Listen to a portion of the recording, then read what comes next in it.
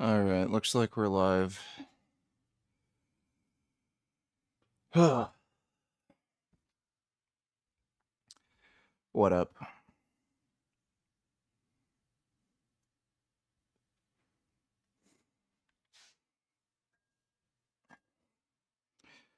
What's going on, random?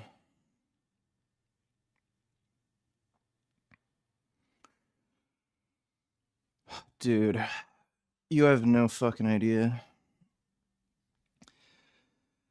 Gummy would not let me fucking sleep. He would not let me sleep all night, all day. Kept fucking bothering me. I finally was able to get some sleep a few hours ago.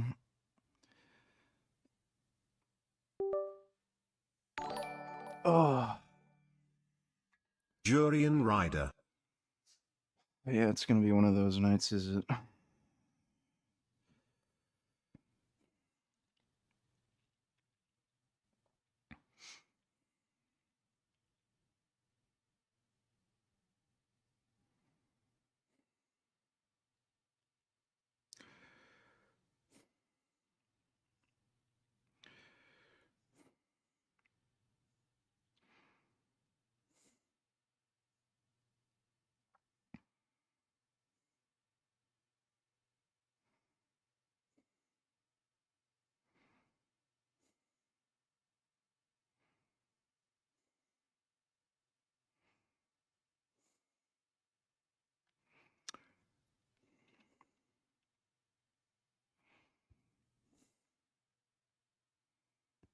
Oh. What the fuck? Um...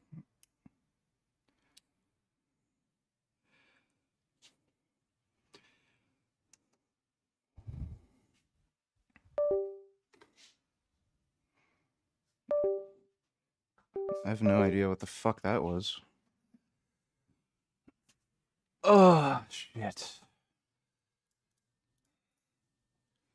Great. There we go. I don't know if Gummy did that, but given his behavior today, it probably was something to do with him.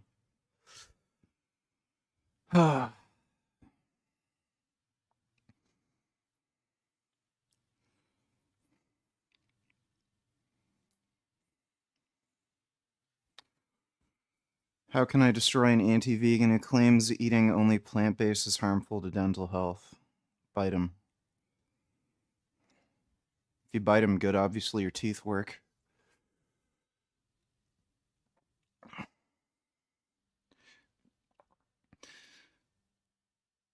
Oh.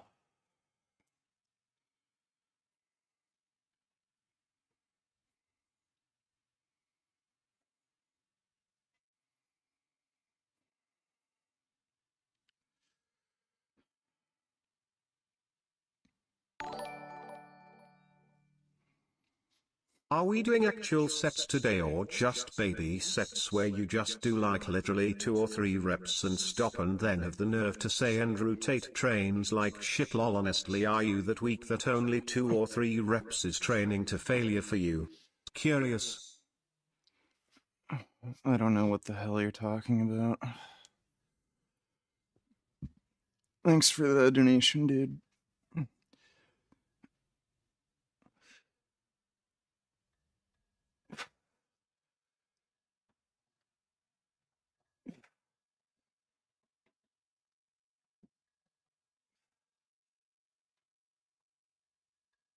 Ugh.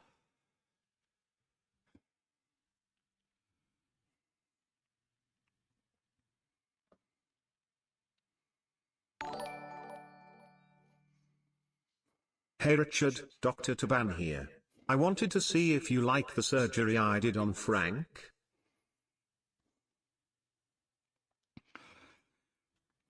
Yeah, it's just fine.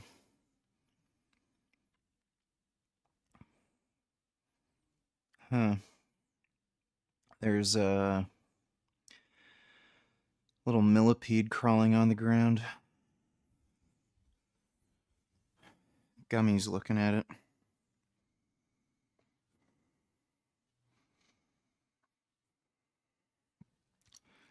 I did a leg workout a few days ago, stupid.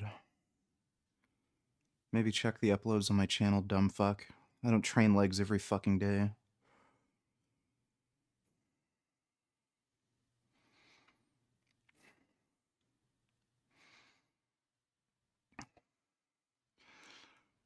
Is Battlefield worth getting?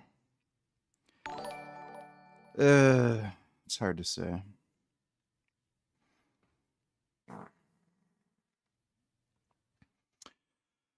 CDG donateller's low. You just did 5 reps and this is your first set. You know exactly what I'm doing about. I'm serious. Can you answer why you do so few reps per set? Why? Just fucking answer, dipshit.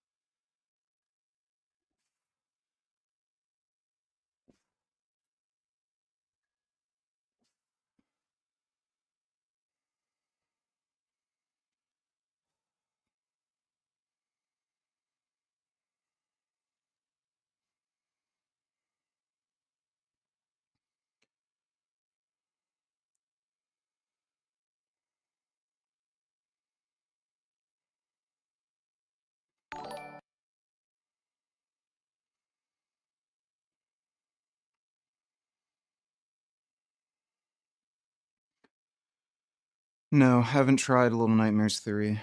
It's a shit game that's getting bad reviews.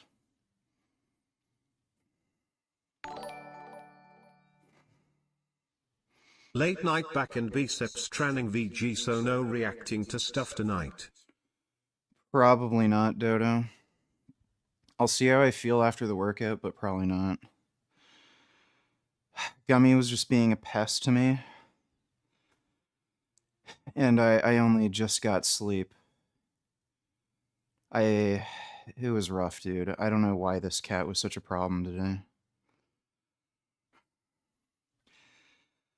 I don't take it personally, though. He's just a jackass cat sometimes. It's not his fault. He's a jackass. Thanks for the donation, though, Dodo.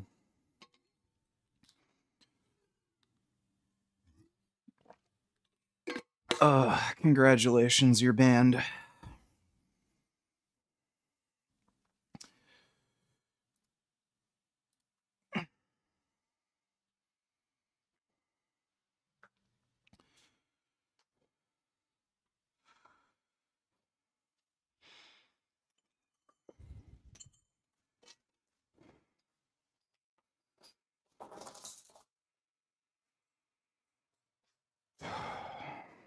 Yeah, I got groceries this morning.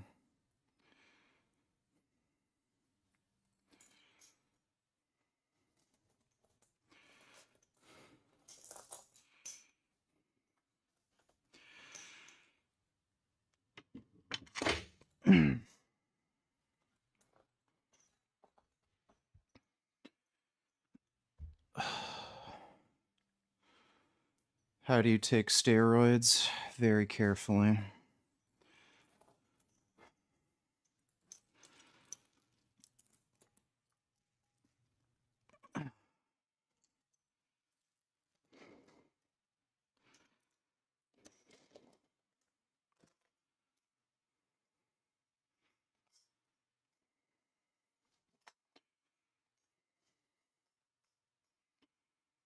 I was getting woken up by every day by a loud crying baby that turned out to be my cat. Yeah. I know the feeling. Ugh.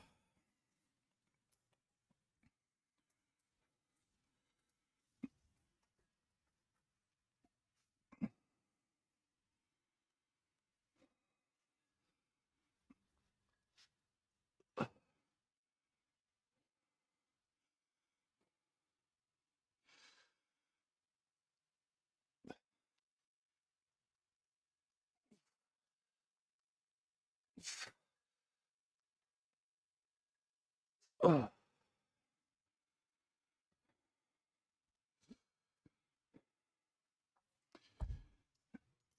Oh.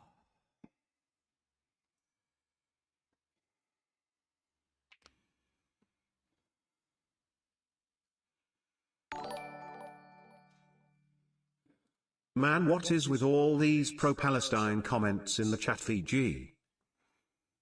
Are there a lot of them?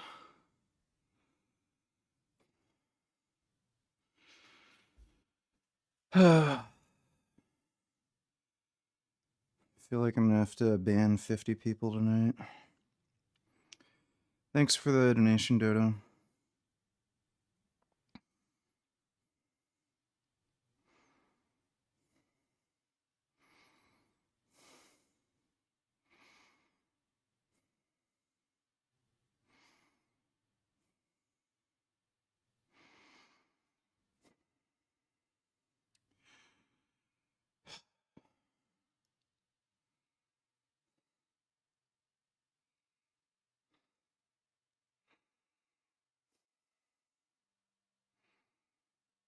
How much worse are neutral grip pull-ups for upper back gains? They're not any worse.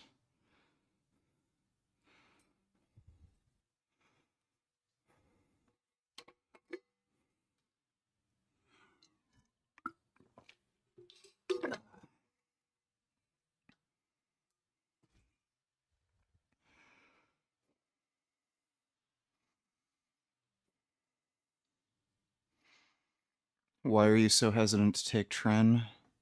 Why would I take it? Is there some kind of rule that I have to take any particular drug?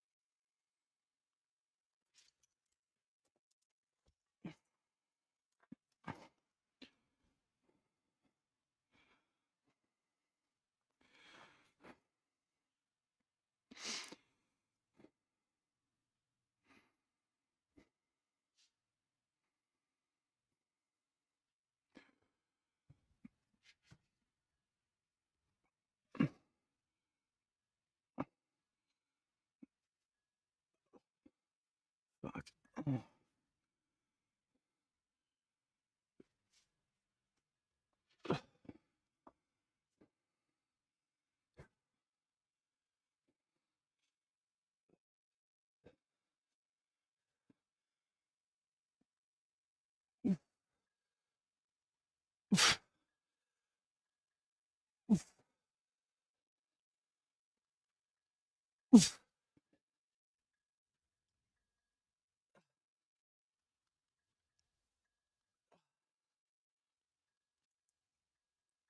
Ugh.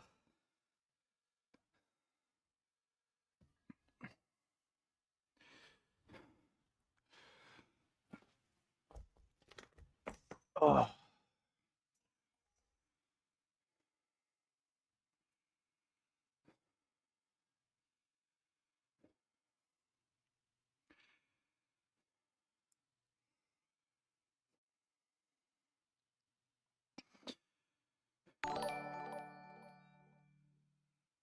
Richard, Frank Tofano here.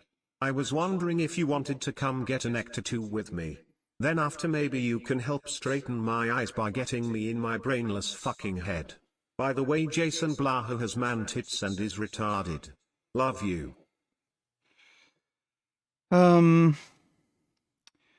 Yeah, I guess I could help with that. Thanks for the donation, Blaha's tits.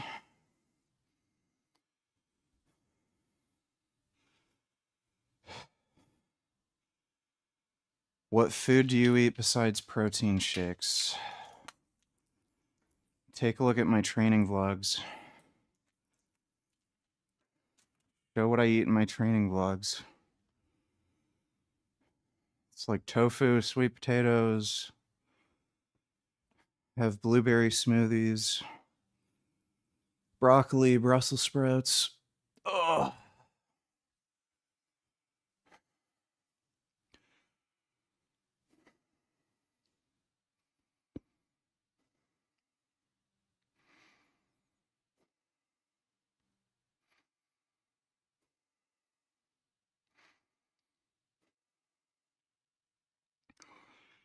I gotta get a new space heater.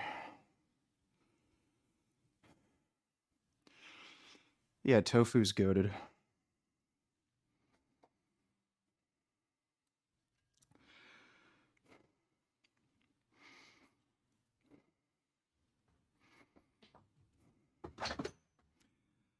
Oh, great. Cat's getting the zoomies.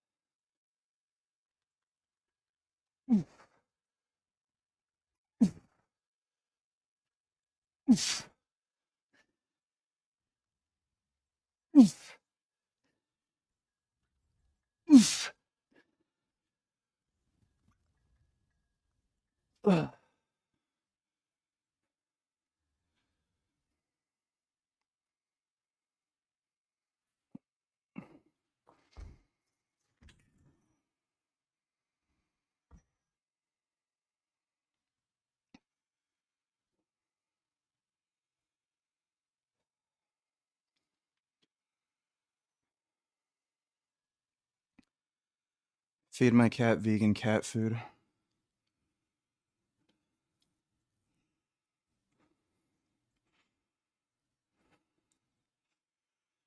I've never had overnight oats. No, I've never had the fava bean tofu.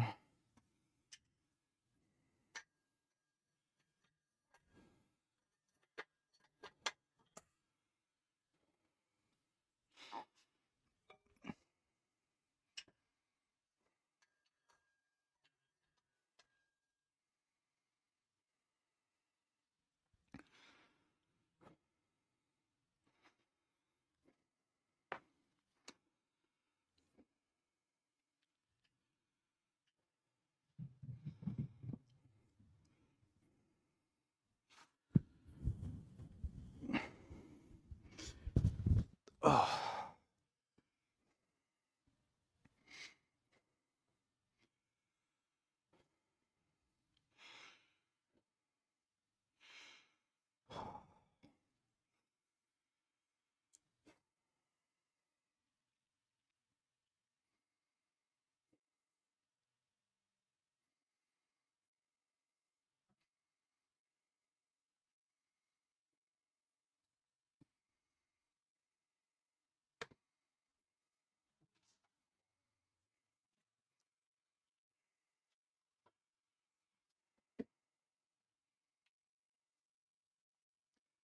Okay, you're going upstairs. Yeah, no. You're going upstairs.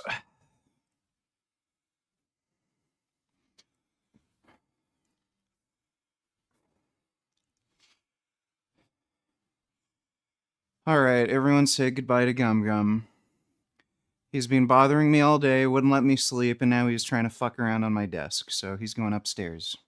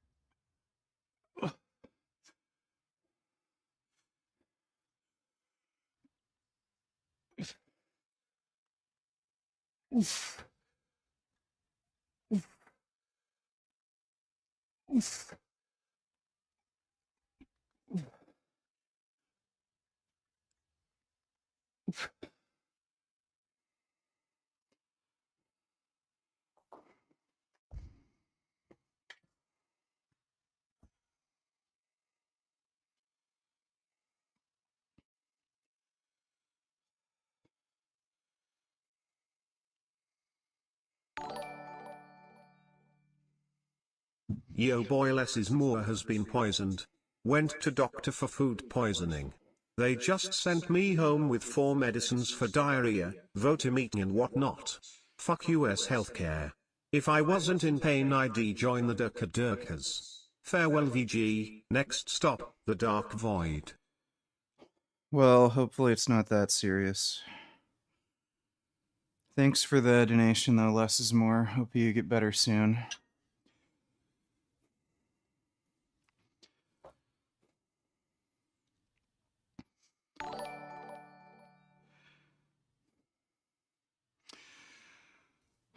Toto Denny Tillers, does Ask Yourself have a job? Does he live with his parents now? Have you met Avi in real life? He has a job. He doesn't live with his parents, and I've never met Avi in real life. Thanks for the donation, Dodo.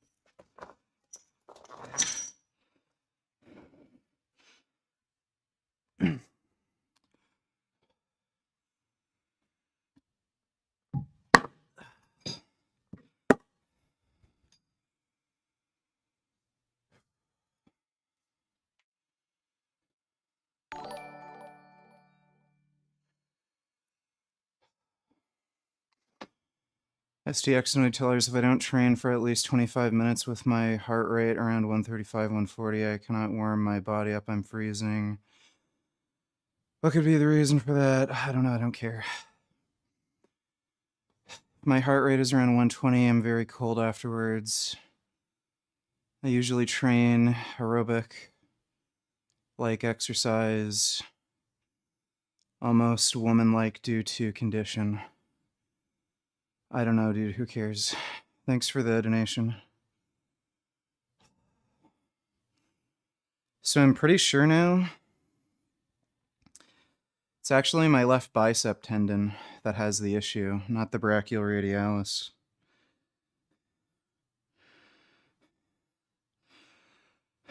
Pretty sure it's just the left bicep.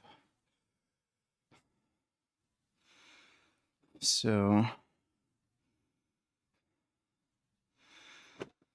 try doing chin-ups.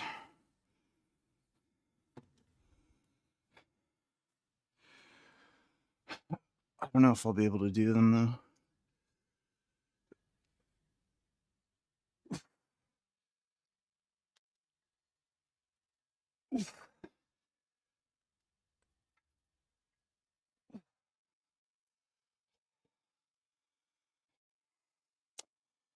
Yeah.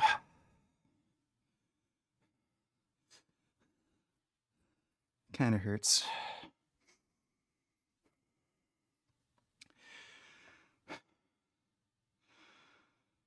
Are dumbbell laterals actually worth doing? Yes, they are. They're a shoulder exercise.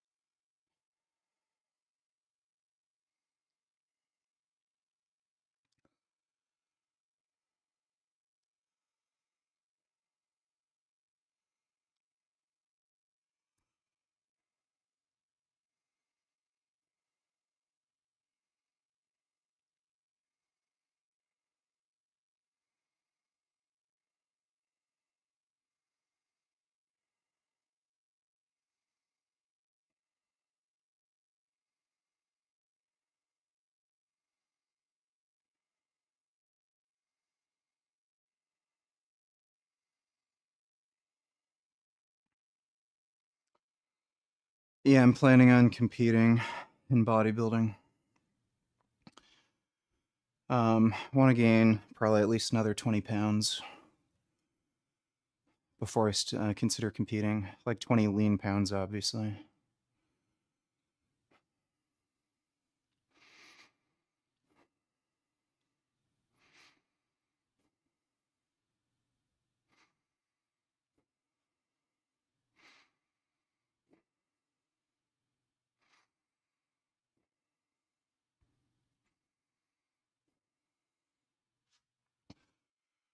Oh.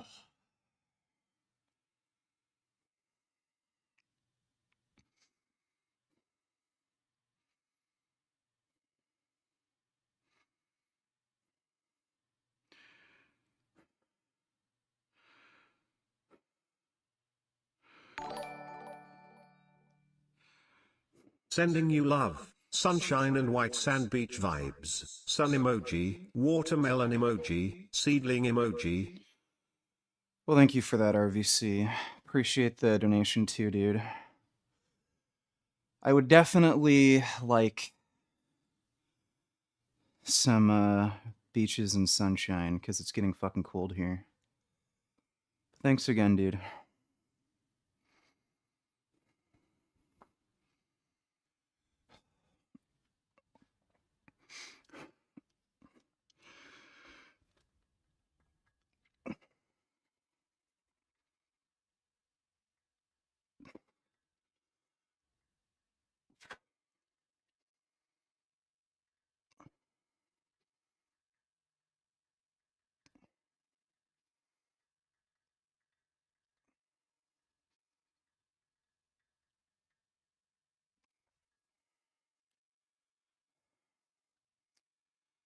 That's those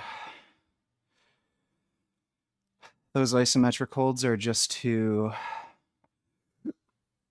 help the tendon in my left arm.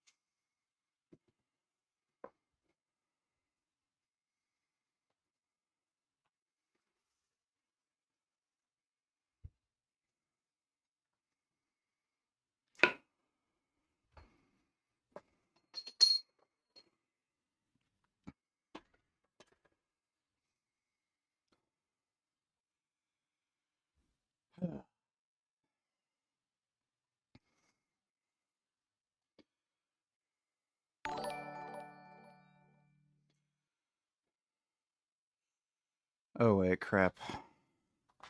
I'm getting ahead of myself.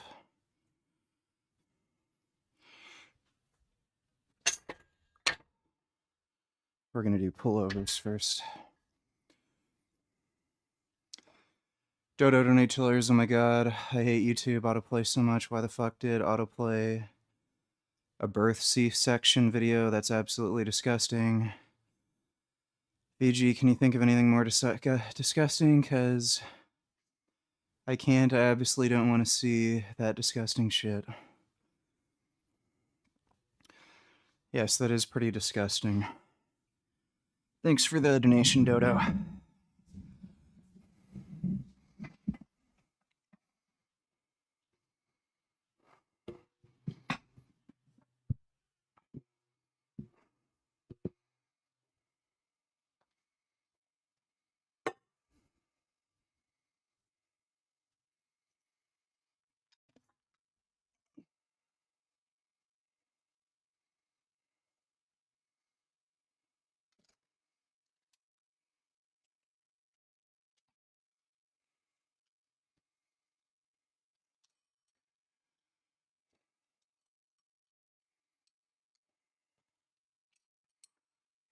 Can we donate to get you drywall? I don't know if you can drywall the basement, because the plastic is like a vapor barrier or something to prevent moisture. So, like, I'm renting this house, so I don't know if they want to do that or can.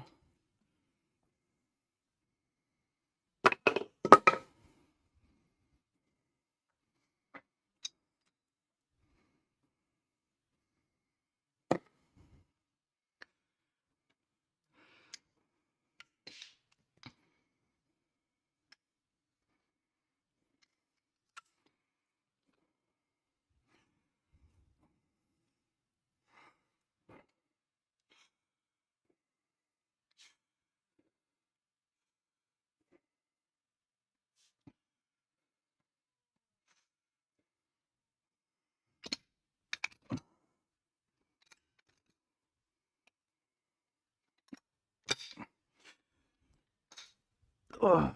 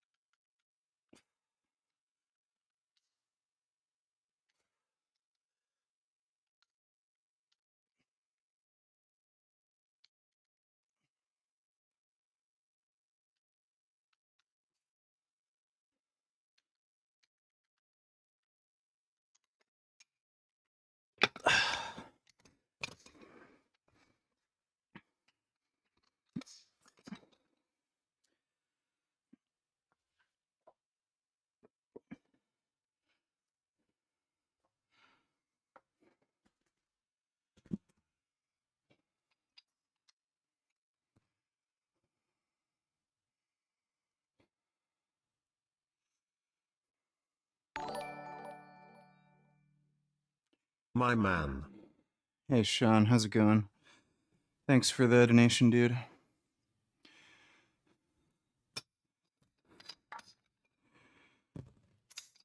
I mean, I've gotten along with Canute. It's not like we're at each other's throats.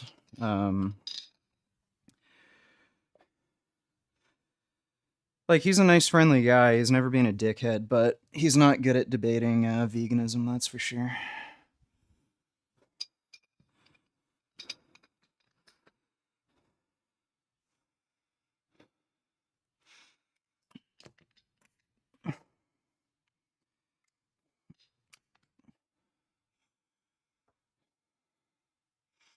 Yes, I am on steroids.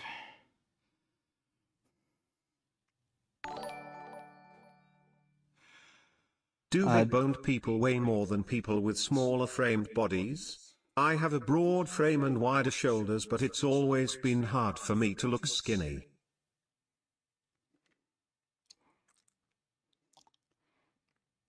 I guess. Sure. Thanks for the donation, Rick. Dodo Donate Tellers, when you moved, did you have to disassemble your Smith machine? I don't have a Smith machine. Or anything else, and did the company have trouble lifting your stuff? Well, I had to disassemble my lifting rack. I also had to take apart my desk. You know, there's some furniture here and there. And no, the moving company didn't have a problem moving anything. Thanks for the donation, Dodo. Sun with face emoji, cherry blossom emoji, star emoji, watermelon emoji, seedling emoji. Thanks for the donation, RVC. Appreciate that. Why not just put a 20% down payment on a house? Because that would be like 100 grand. And the mortgage payments would be retarded and they'd go up. If not every year, every like 2 to 4 years, because in Canada our mortgage system is fucking retarded and you have to renew. Depending on the mortgage, sometimes it's a yearly basis. So, yeah, houses here are literally $1 billion. If I lived in like any other country, I'd be able to buy a castle for the same price. Actually, it'd be cheaper to buy a castle. You're looking good, VG. Well, thanks for the donation, Rack. Appreciate it. Ugh.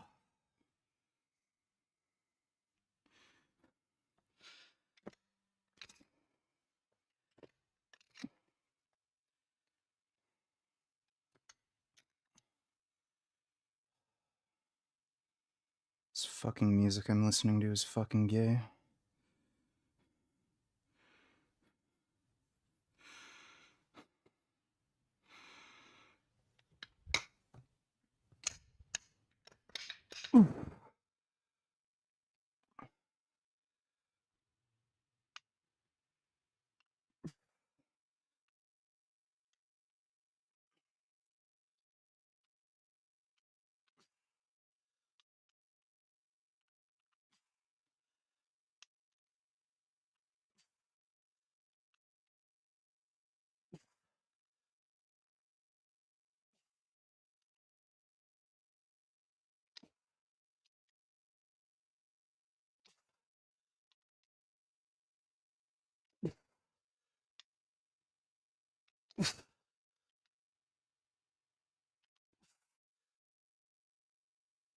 Oh.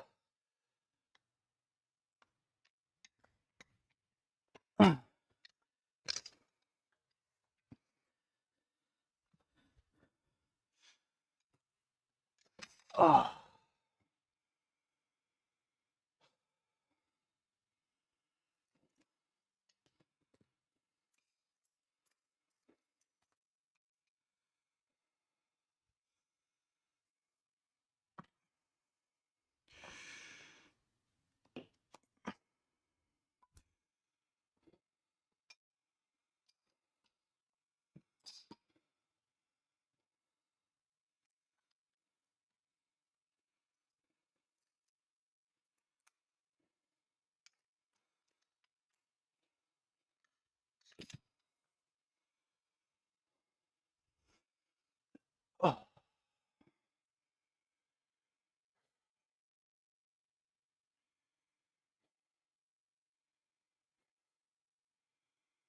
If Trump paid for you to move into his New York Manhattan penthouse, would you do it?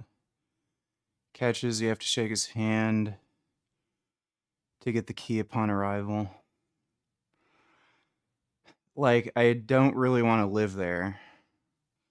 I like having, like, the basement with the home gym and everything. I don't know if I could do that in his penthouse. Does he even still have that? Like, I guess he might. He's not broke anymore from all the scams he did.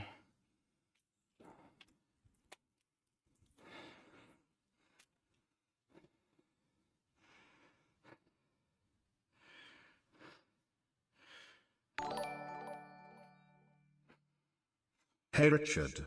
I had a long day. How was yours? What did you do so far? I just got here. I tried to sleep all day, but Gummy kept fucking waking me up and bothering me.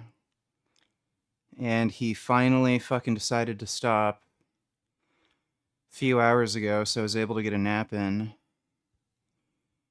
And now I'm just training. Thanks for the donation, CDG.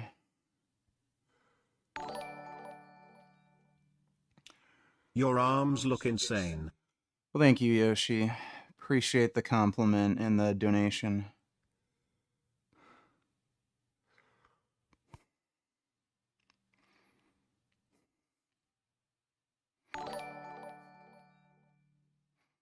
What time did you start? I think 40 minutes ago? 30, 40 minutes ago? Something like that? Thanks for the donation, James.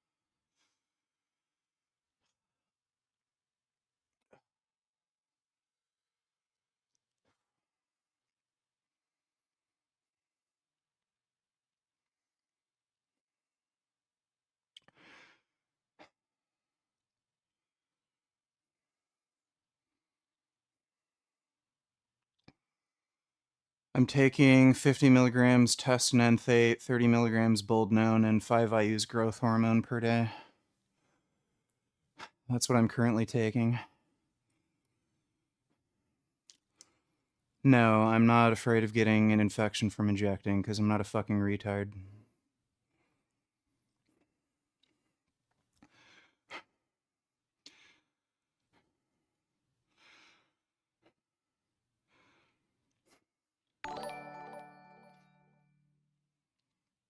Dodo donated $2, so let me get this straight. Trump said USAID is a waste of money and cut many of the programs, then decided to give Argentina twice the entire budget of USAID, no strings attached, because their president is MAGA. That doesn't sound corrupt at all. Yeah, pretty much. I mean, you know, few more years of this retardation. Thanks for the donation, Dodo. Am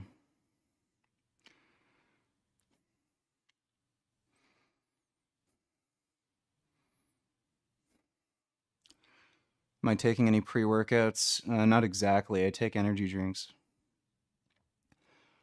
What's your weight right now? I'm hovering between 220 and 222. So I weighed myself this morning. I think I was 221.4.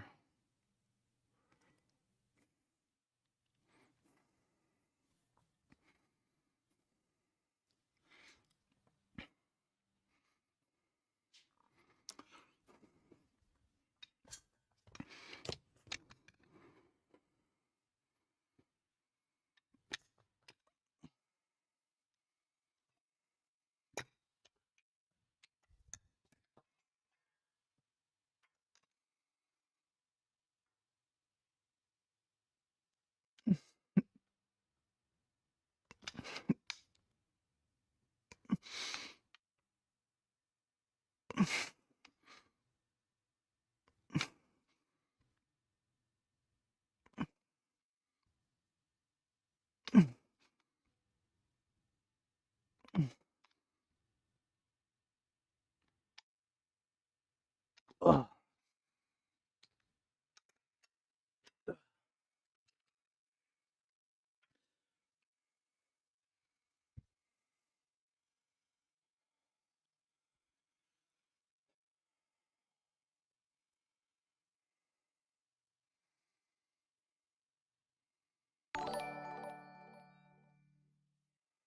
Your skin has been looking worse since you've started taking steroids. The color is very unbalanced, pale at the top of your arms and nigger towards lower arms. You also have more bumps on your face and arms, bigger pores on your face, acne coming in. That's great. Thanks for the donation, 21st. I like the headband. Do you sweat much? Also, are you worried about water retention caused by the roids? Will you cycle off? No, I don't sweat much. I'm wearing the headband because it's a convenient place to put the microphone in. And no, I'm not worried about water retention on roids. And no, I don't know why it'd ever come off. Thanks for the donation, James.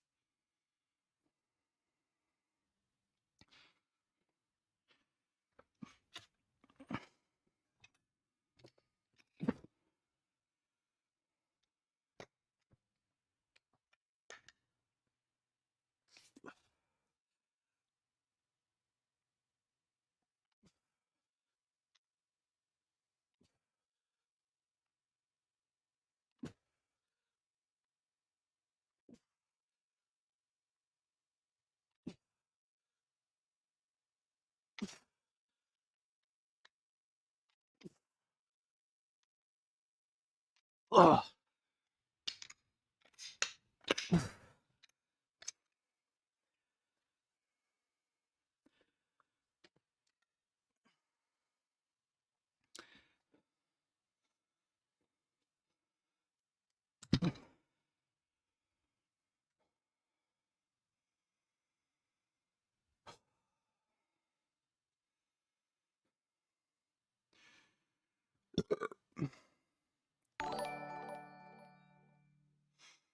Hey, good to see you on my nigger. Just picked up some chipotle slop and I'm ready for some Tefano and Hamza. I don't know if we're going to be reacting to anything. We'll see how I feel after the workout. But this might just be a workout stream. Not entirely sure yet. Thanks for the donation, though, dumbass.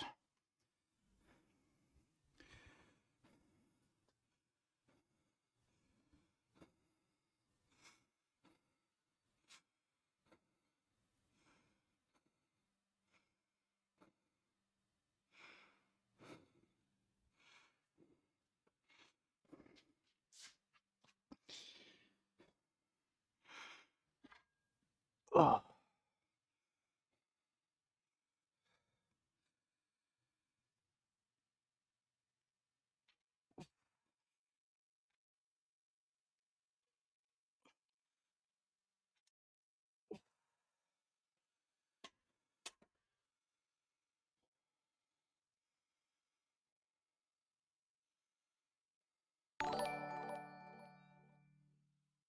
How much weight on the Skull Crusher?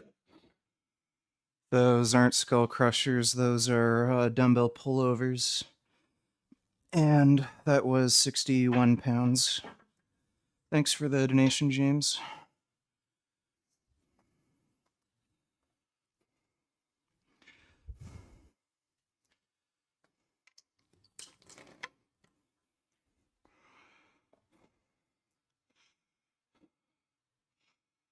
Play Battletoads between sets. I think that'd be a little too distracting.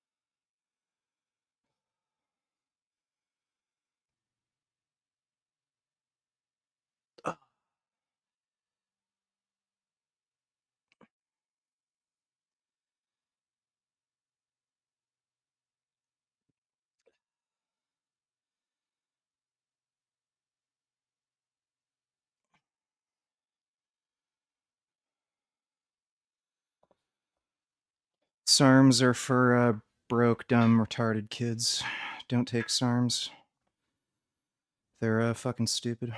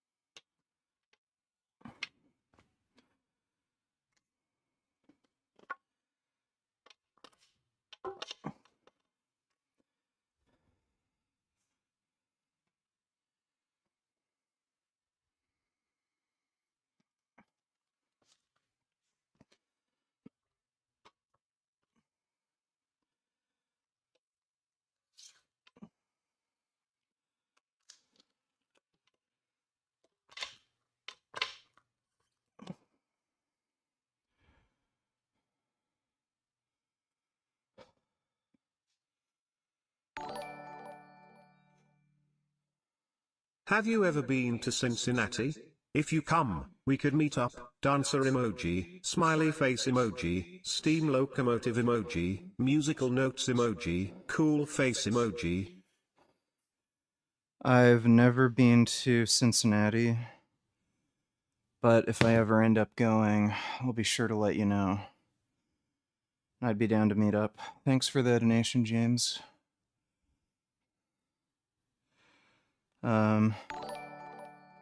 Sir William Clutchmeyer donated $2. Hey Dodo, the mystical being who never comments in chat, what do you do for a living?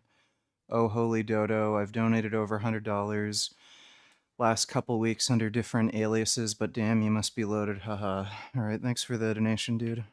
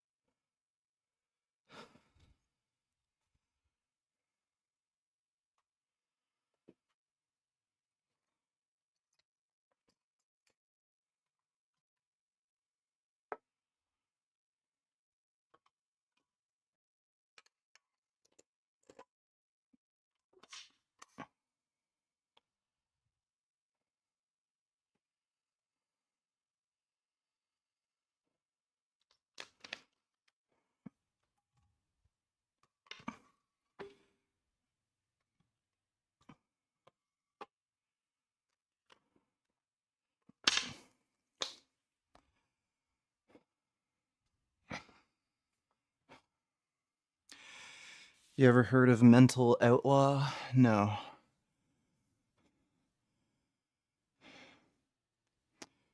He's like the vegan gains of Linux. Never heard of the guy.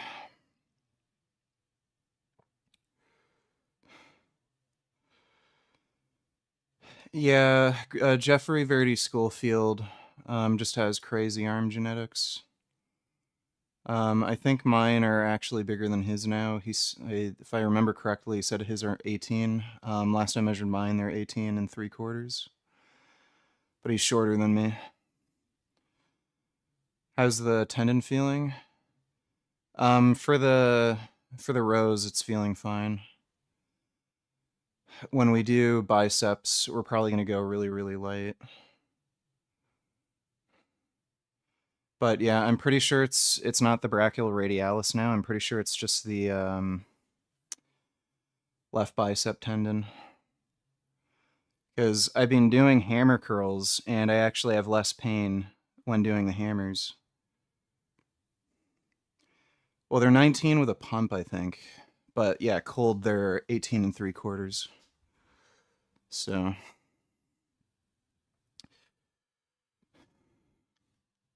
I think the left arm's a little bigger.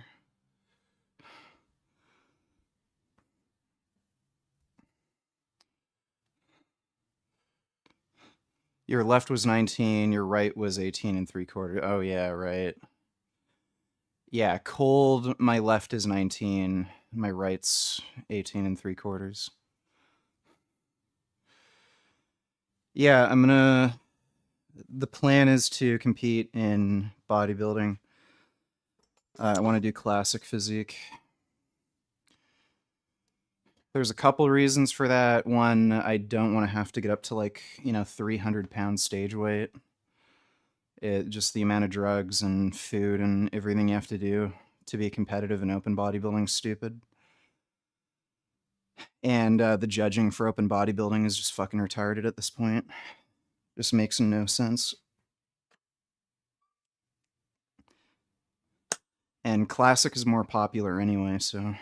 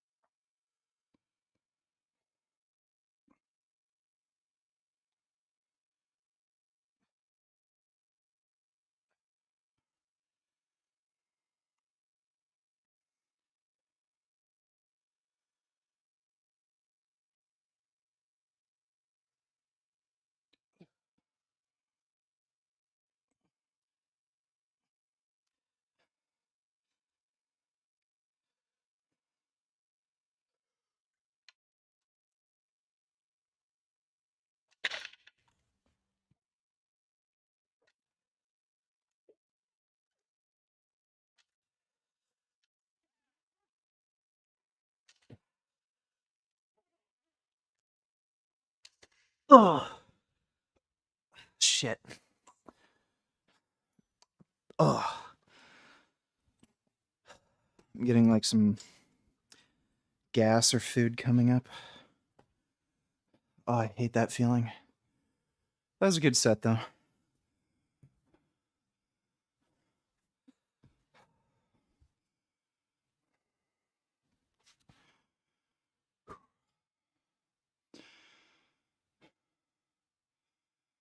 Think I'll be able to do 315 for 5 pretty soon. That's 285.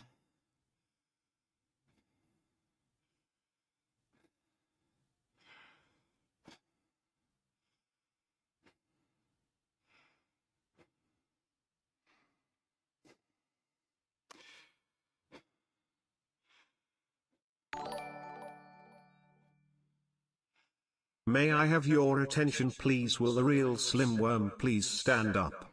I'm as hungry as a worm, I am hungry as a worm. Alas, I am not a worm, but I'm just as hungry as one. The early worm gets the worm. This is another public service announcement. Peace. Do worms eat other worms? Thanks for the donation, Sir William. Did you just eat? No, I ate like 3 hours ago. Had rice and tofu and sweet potatoes. I think it's like gas or something in my stomach. But I can feel it like coming up with the weight belt.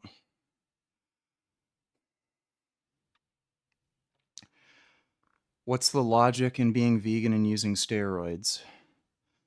Well, being vegan causes you not to murder animals, and taking steroids makes you jacked. So,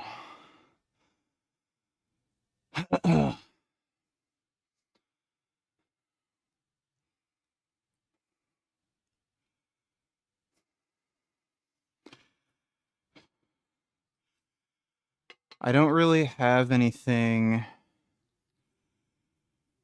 carbonated to drink.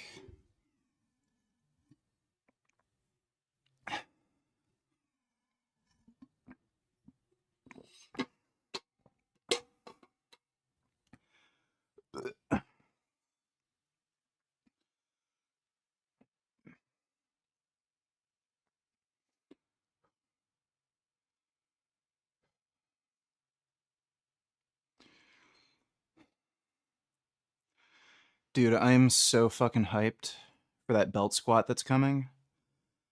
That is going to be so fucking sick. Just absolutely dope. It's coming Friday.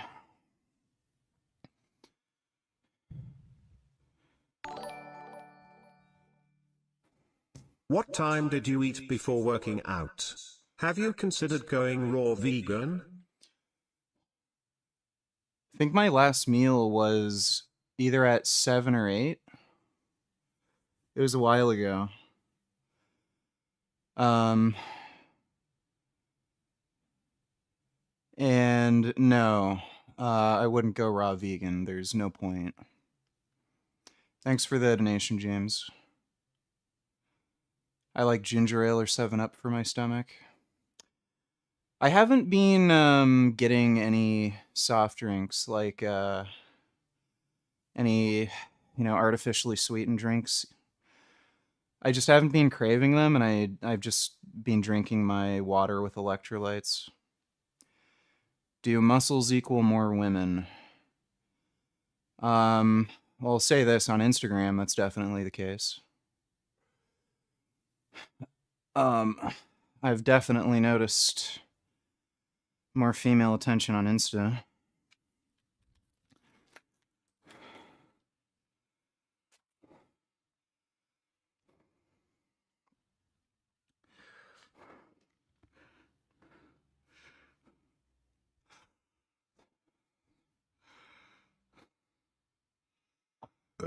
Ugh.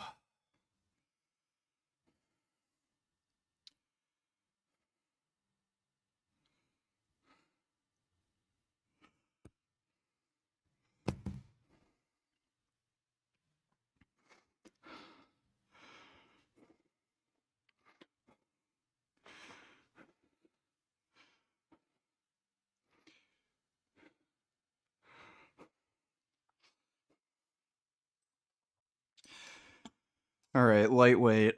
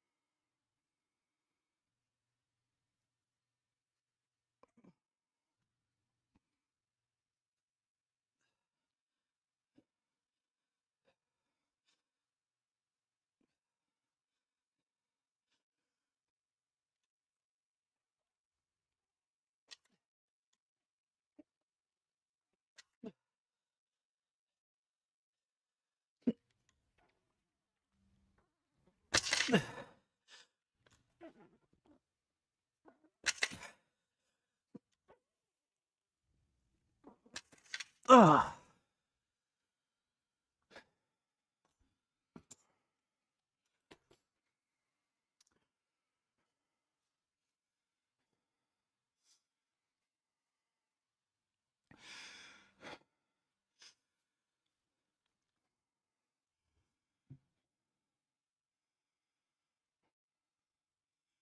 This is 285.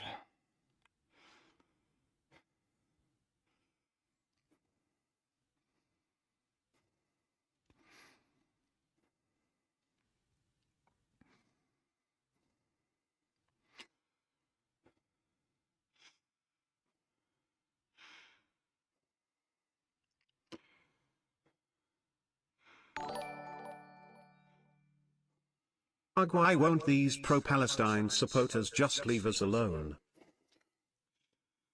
I think it's because they're nagging, whining cunts. Thanks for the donation, though, Dodo.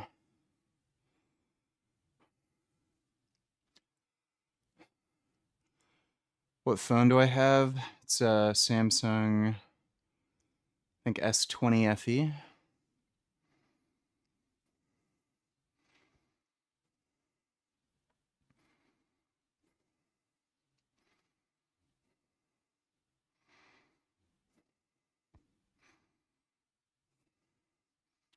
Gig has 15 hours playing Baby Steps, still not beat it. It's actually kind of an addictive game, not gonna lie.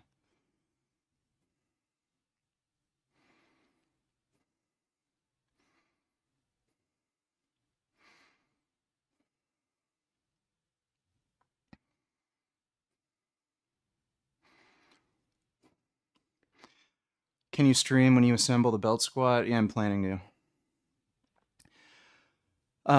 Clarence is gonna be here when it comes, so me and Clarence will probably assemble it together. Thinking I'm gonna put it just right there. Isaac is moving in. Probably gonna put his weight thing back there near the leg extension machine.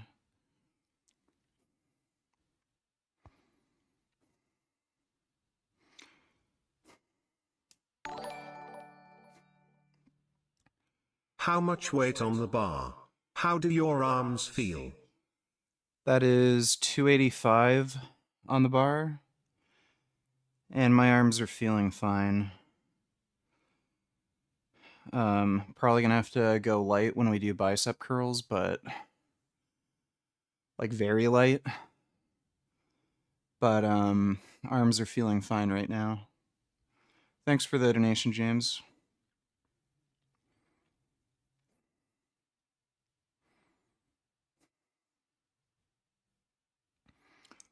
You should get Clarence to sign your machine. That'd be kind of funny.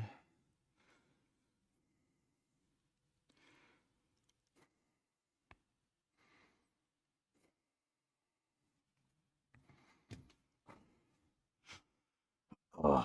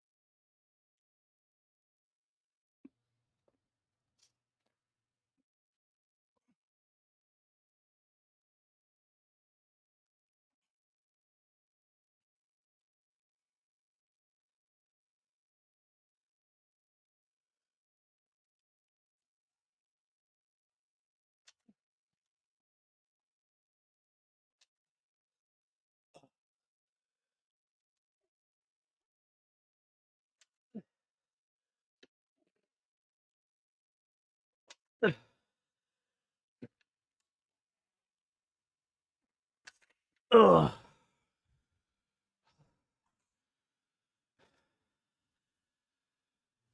That's kind of hard to do with the stomach.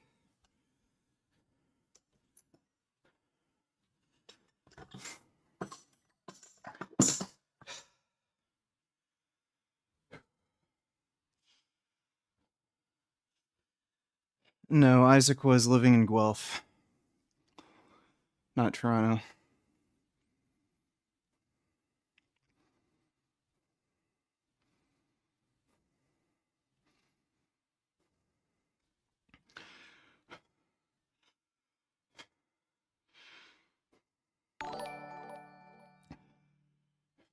When do your new housemates arrive?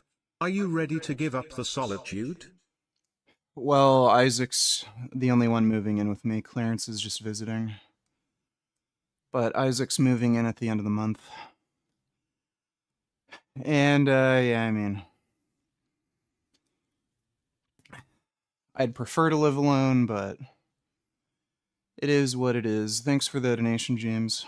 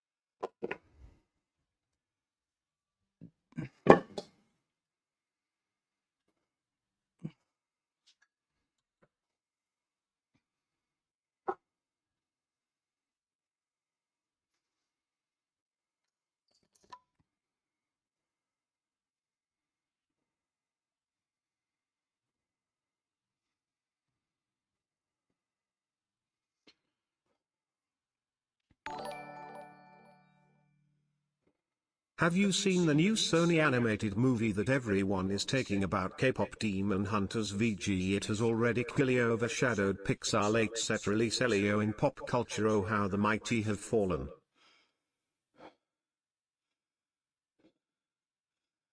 K-pop Demon Hunters? The fuck even is that? I haven't heard of it. Well, Hollywood's just trash right now. Like absolute fucking garbage. There's way too many women working in Hollywood. I don't even think it's so much of a like crazy left wing sort of thing. There's just too many women. Women suck at like fucking everything. Um, all the best movies, all the best books, best music. Like it's always made by men. There's probably a variety of reasons for that, but women are kind of trash at communicating. And they just have a lot of stupid, silly ideas. So, yeah, when you have a bunch of women that are kind of directors or producers and they're just going to make slop. Like, I mean, look at 50 Shades of Grey. That was written by a woman. It's like, it's just all stupid nonsense.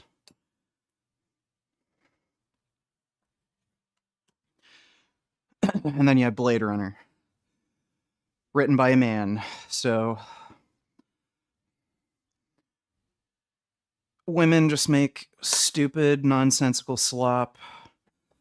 Dudes actually make shit that's actually good and cool. There's a few exceptions to that. There's a chick who wrote Dorohedoro. Dorohedoro is like one of the few exceptions where you've got a female writer.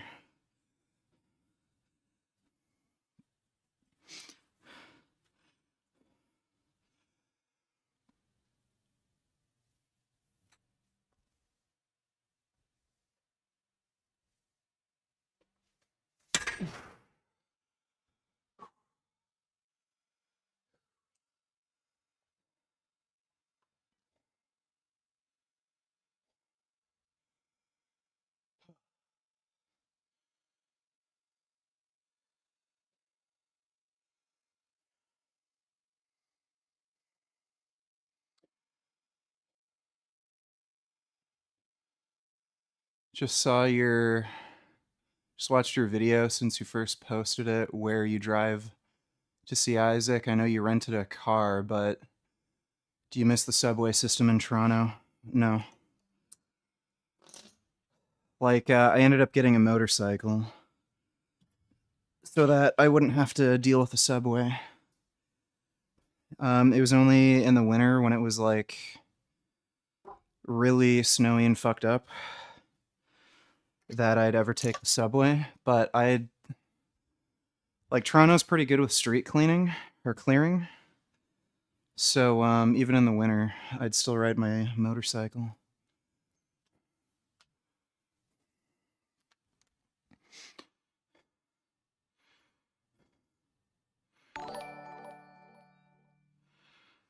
Be careful, VGSJWS might call you sexist for saying that about woman. Yeah, well, they're a bunch of fucking beta males, so what the fuck do I care? Maybe if they can do more than 10 push-ups, I'd give a shit about their opinion. Thanks for the donation, Dodo. You a fan of Stranger Things? Yeah. I think the first 2 seasons were the best. All the seasons are good, but I think the first 2 were the best.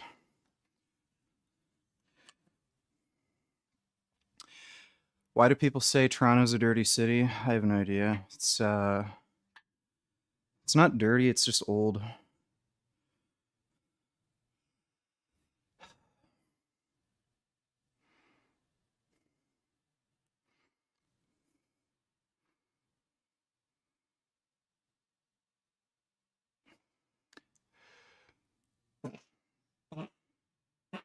I pooted.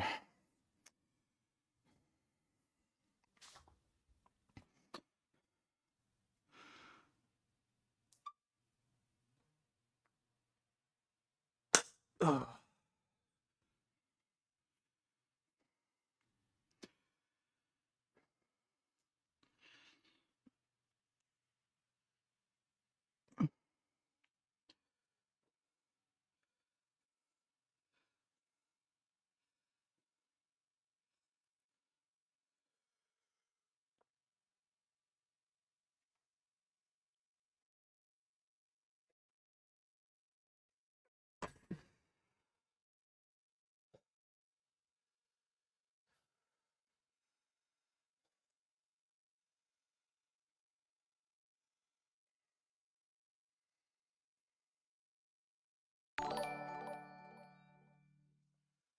How come you are getting a housemate?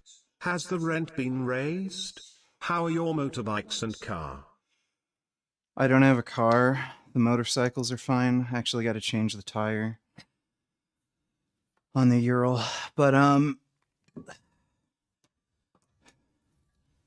yeah, the reason Isaac is moving in, it has nothing to do with having trouble paying rent. It's just to help Isaac out. I don't know if Isaac wants me to share any of the details, but he had a bunch of fucked up shit going on, so I offered for him to move in.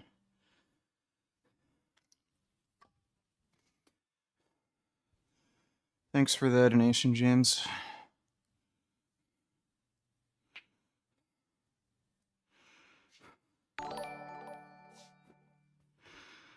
That is however true of Pixar. There are a lot of female writers Toy Story 4 and even producers for their movies Turing Red, and those were both shit. Yeah. Women have a very weird writing style.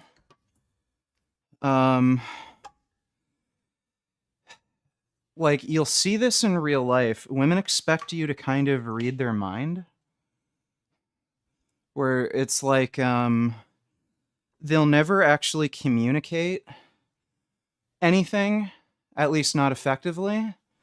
And then you'll do or say something, and then they're like, why would you do that or say that? And it's like, well, you never told me you had a problem with it. Isn't it obvious? Like, And they write in a similar way, where they'll want you to feel a certain way about a character or think about certain plot points a certain way, but they'll never communicate it. And then it's just like, well, you're supposed to like the character.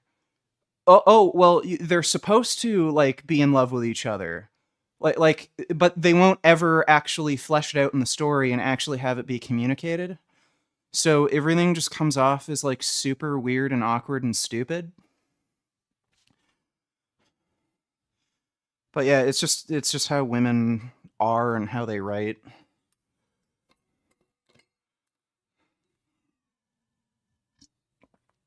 Thanks for the donation though, Dodo.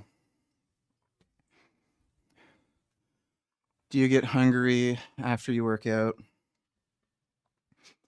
No, not really. Exercise doesn't drive up my appetite.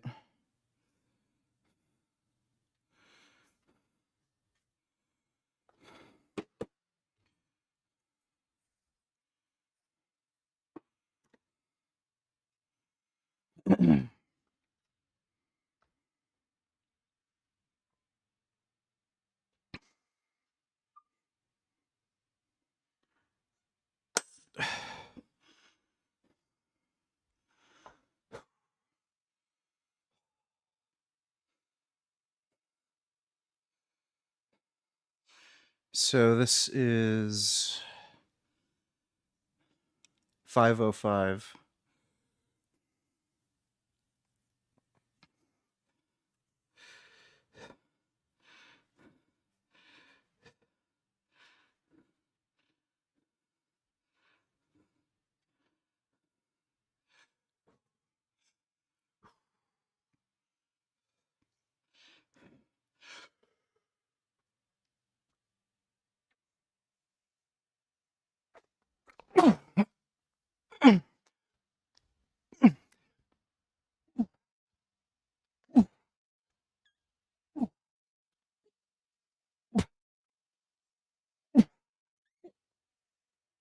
Oh,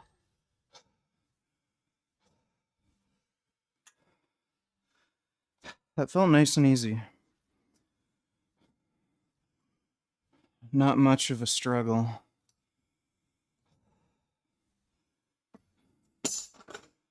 So that's another all-time PR for the shrugs. Oh.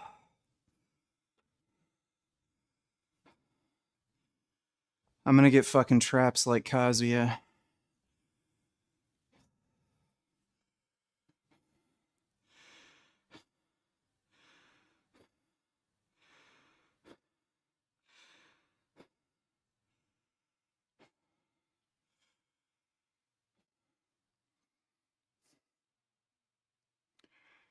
Richard, remember when you said gay guys have the best physiques? Well, have you seen yourself? And the anti-woman talk doesn't help your case. Well, I don't fucking care. If I can kick everybody's ass, I don't care if I'm gay.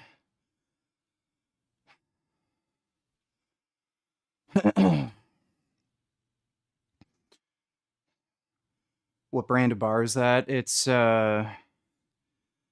Chinesium, kind of. It's sold by a Canadian company called Iron Lights, but they get all their stuff from China. It's a good bar, though. I think it's rated to 1,100 pounds.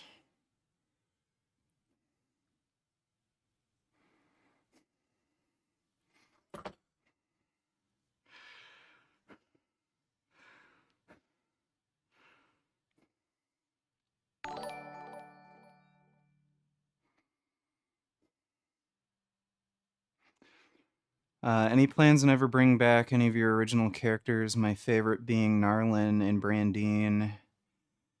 And forgot what the son's name was, Keegan. I get why you might have retired Mr. Stevenson, though he's still in your YouTube page. Header, haha, even Billy. I'm going to eventually do skits again. I've already worked out the idea for the Turkesterone worst of the fitness industry. It's going to involve Greg becoming a billionaire or the world's first trillionaire from selling Turkesterone, and then he goes on a spaceship with like kind of like Jeff Bezos wants to do. And then he goes to an alien planet, and the aliens offer him tea, and then he makes up some bullshit fucking story about how the tea will make you more jacked, and the aliens just drink it because like it tastes good. And then he wants to become like the world's first quadrillionaire. But thanks for the donation, Sir William.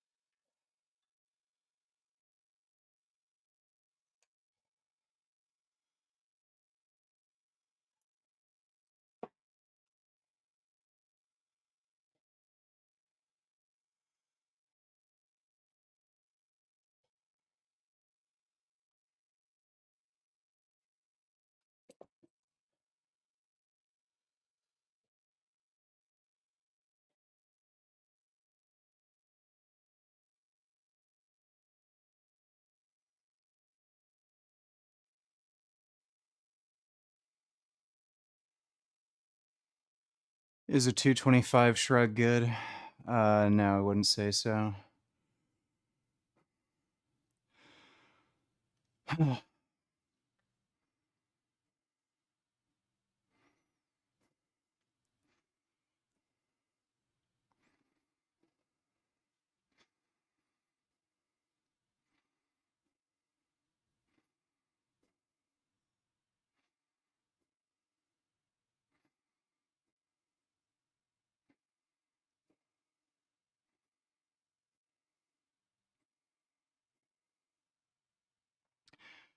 What's the current split?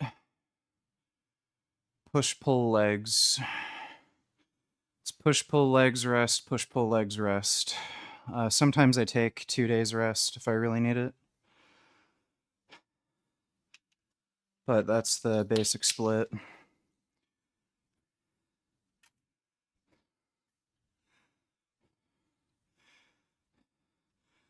Can you do shrugs with your pants off? No, I don't think I'm gonna do that.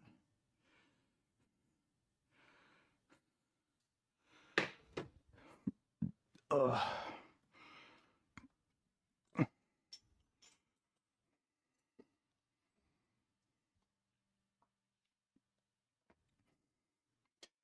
Yeah, I had to take down a lot of my videos because YouTube's gay fucking guidelines.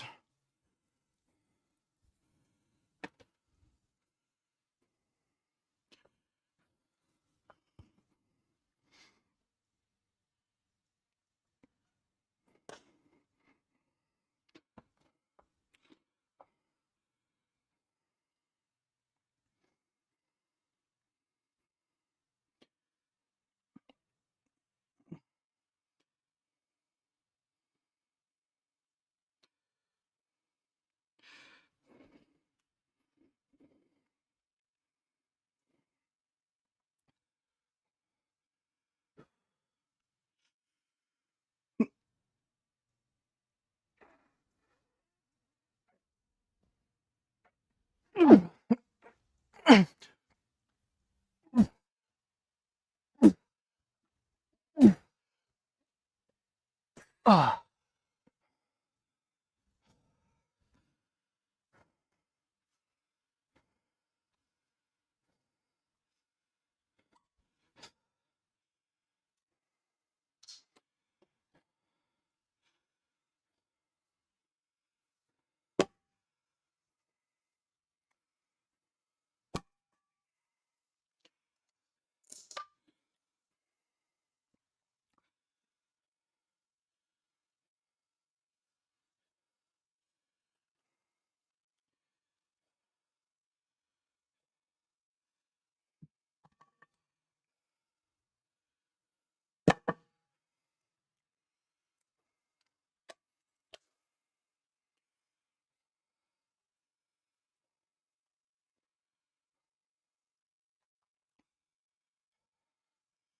Well, I had to take down a lot of videos.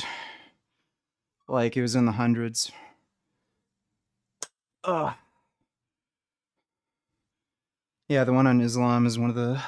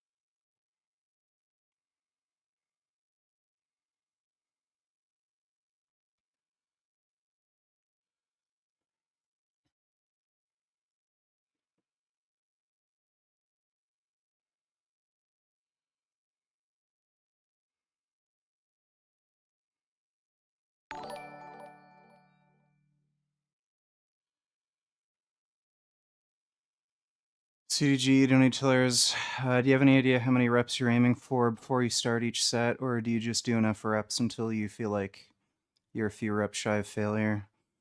I always have, I always know how many reps I'm gonna get. So it's even with PRs, I pretty much know when I'm gonna hit a PR. So I always know how many reps I'm gonna get. Like, unless I just make weird massive progress and then I can get 4 or 5 more than I normally can, but that's pretty rare.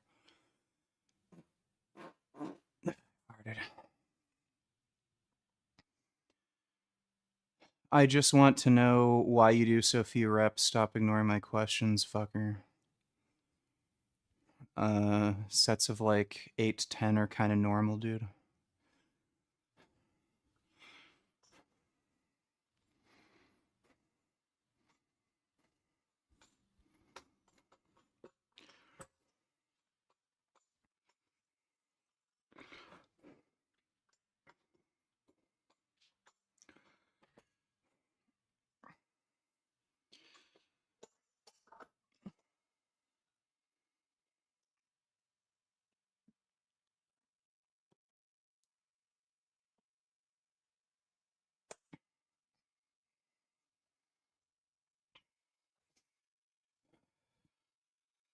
Yes, my best friends are all vegan.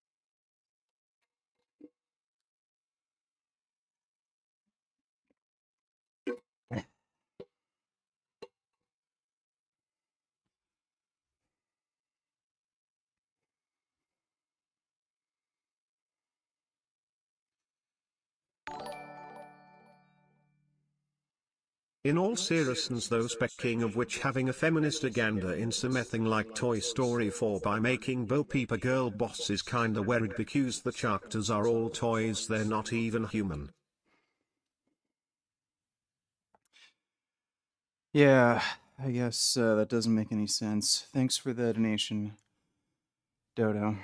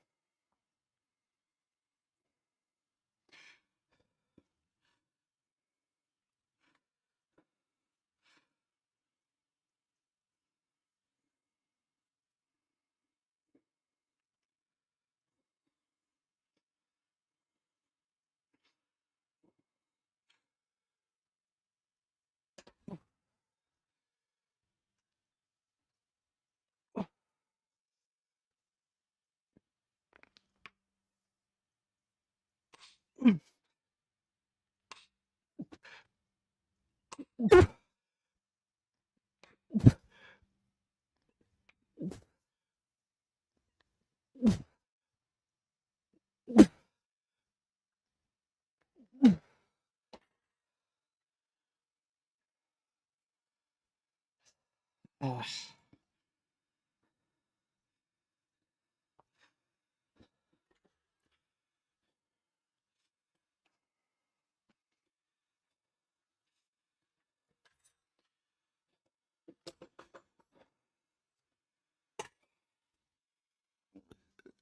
Oh.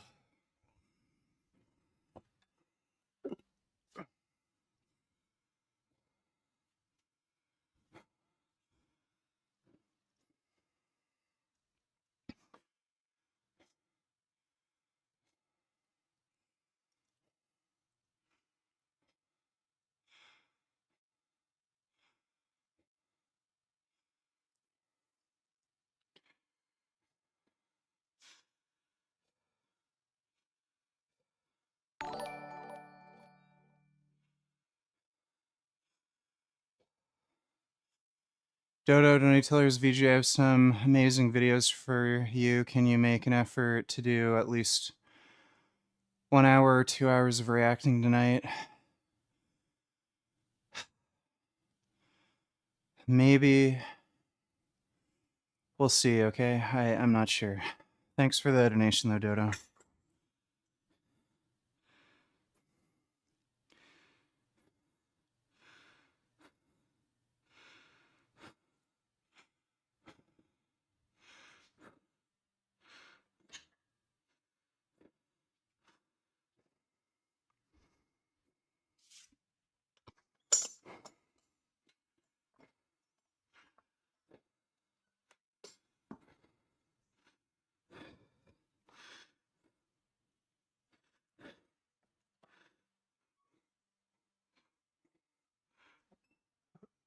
Oh.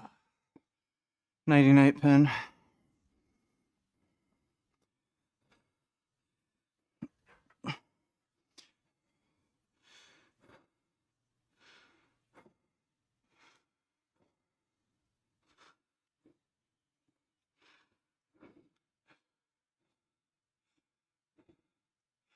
I'm doing push-pull legs, not push-pull.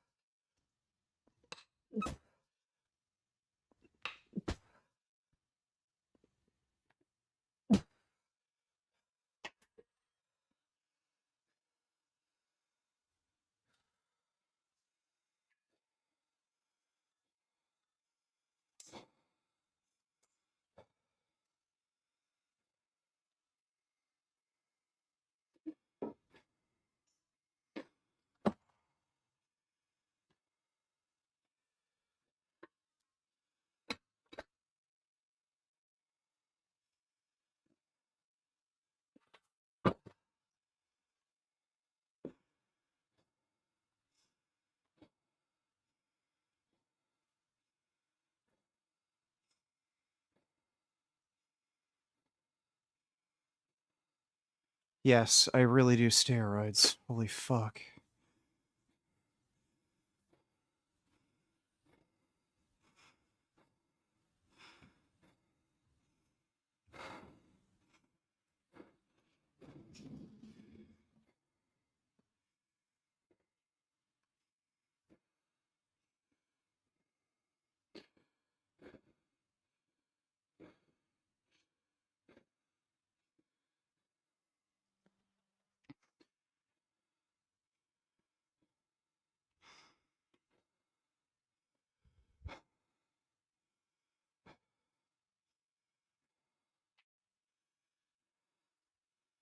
Might do an arm measurement later.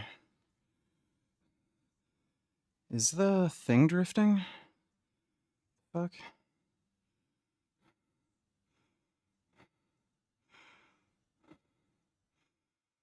Why is it drifting? Weird.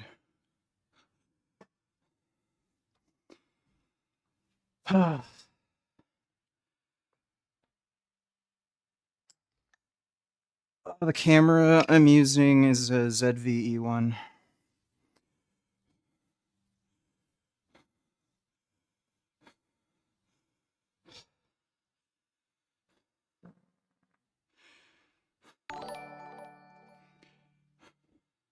As you work out, this brawny and brainy blurred 1.76 meters and 91 kilograms, is now working vector mechanics problems from a 1962 textbook.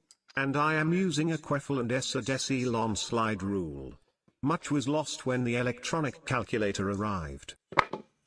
Alright, well, I don't know what any of that is, but have fun, James. Thanks for the donation, dude.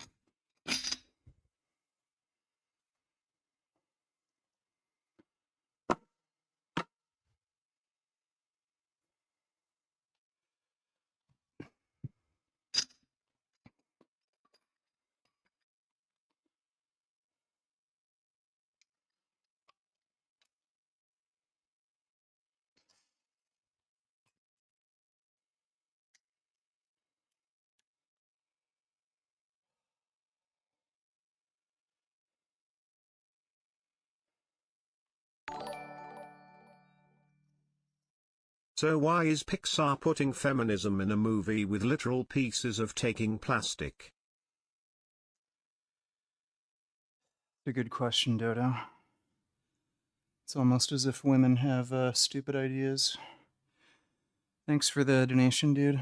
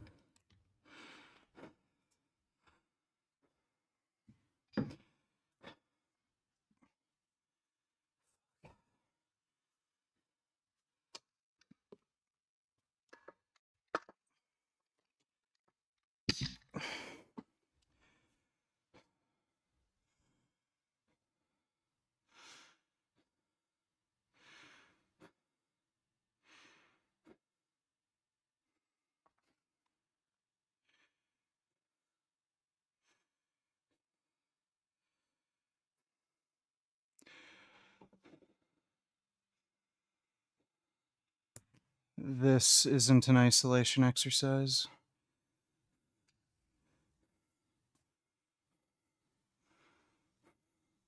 It's a dumbbell row. Dumbbell rows aren't an isolation exercise.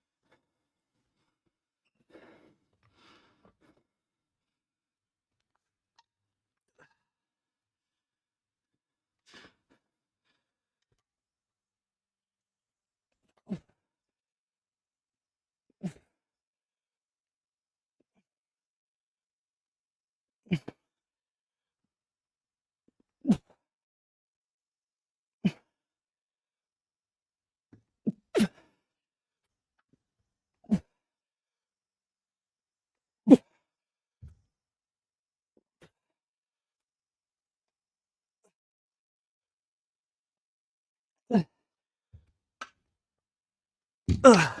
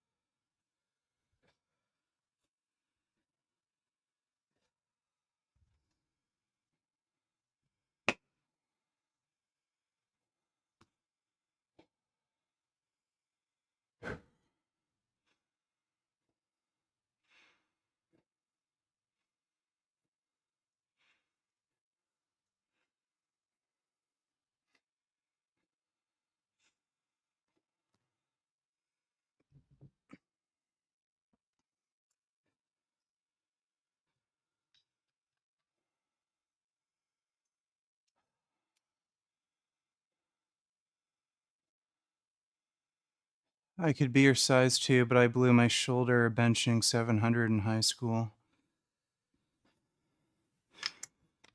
Oh, that's a cool story.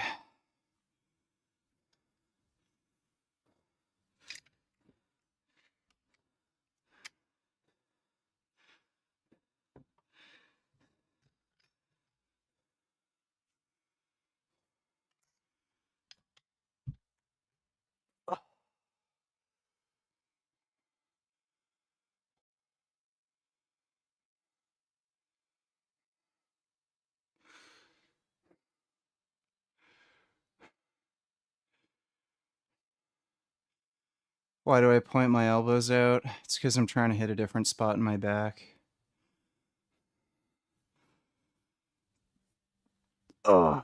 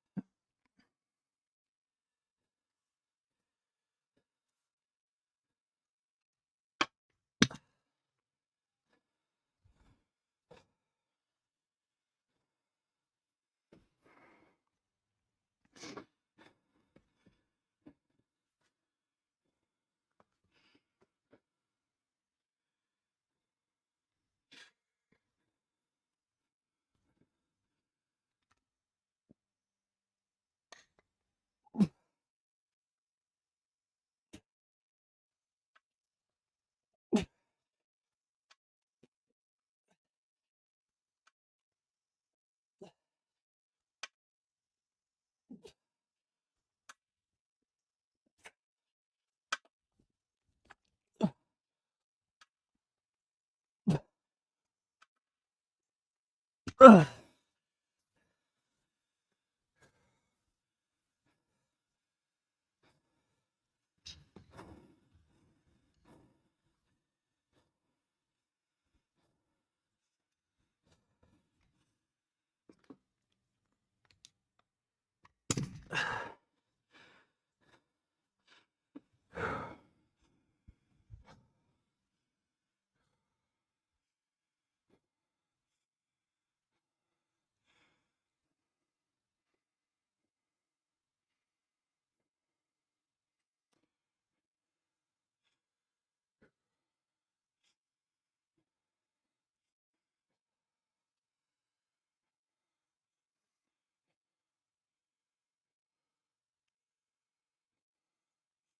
Yeah, I've seen the portal mode.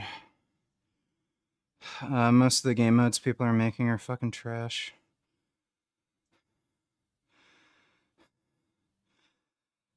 I'm really disappointed that, like, very few people are playing the hardcore mode. It's a way better version of the game, and everybody just wants to play a dumb, stupid baby game. Just do a search for slide rules. There are numerous vids. Alright, I'll do that later. Thanks for the donation, James.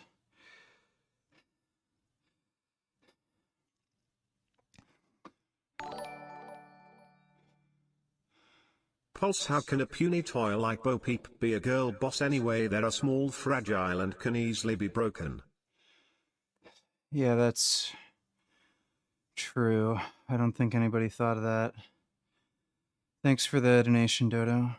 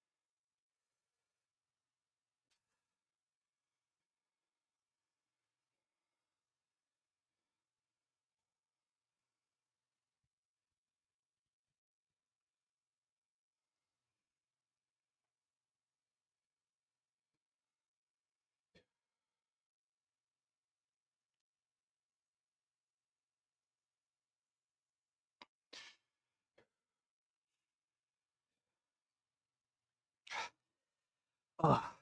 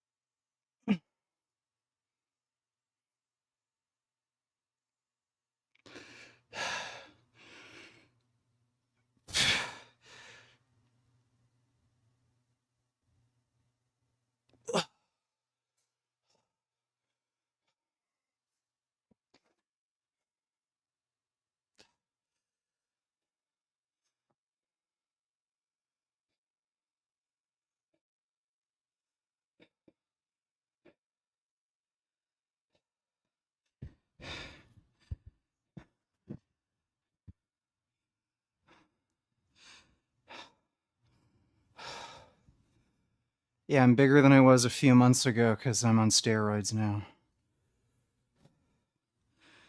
Steroids will do that.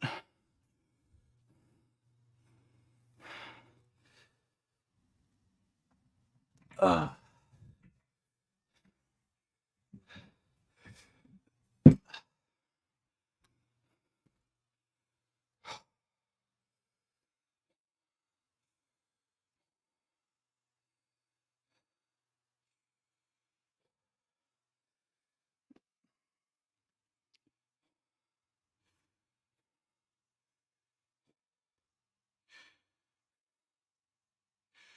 You know what's fucking retarded? They had blood oranges in my grocery store, and I was like, oh, sweet, blood oranges. Haven't had those in a while. All rotten. Fucking sucks.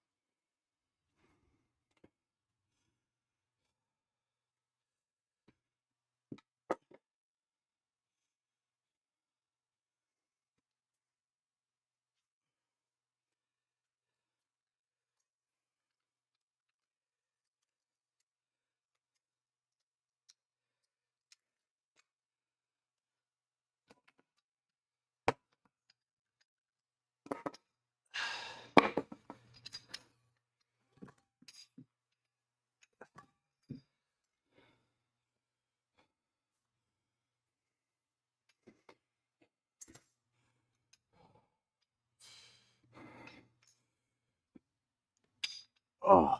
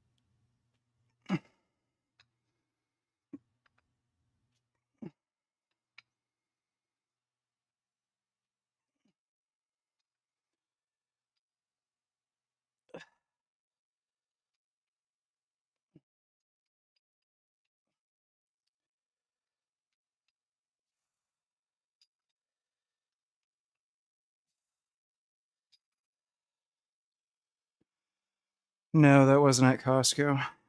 I don't shop at Costco.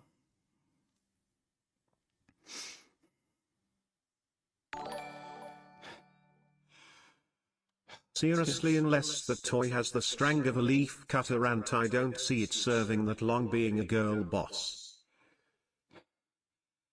Yes, true. Thanks for the donation, Dodo.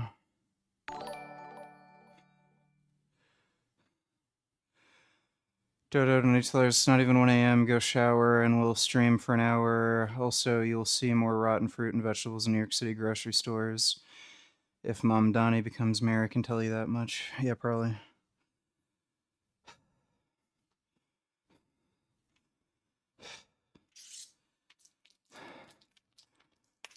Maybe Maybe we'll do that, okay? Thanks for the donation, Dodo.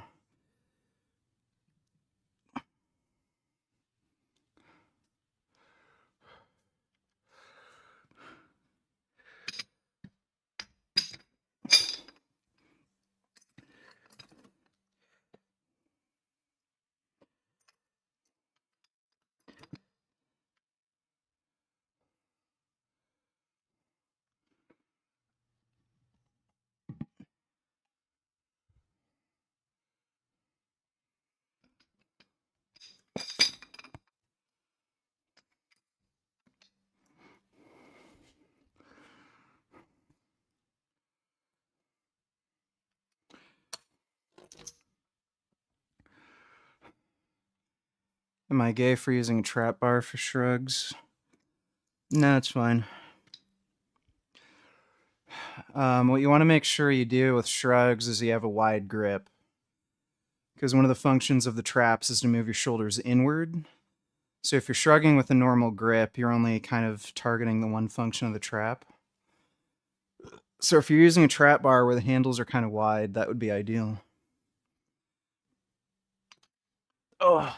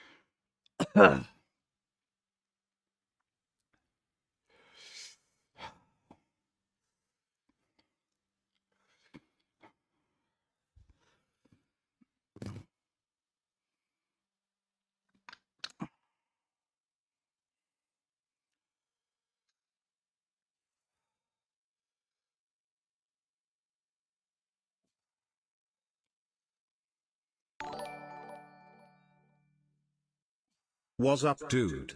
I saw Jeff Nippert follows you, why no collab?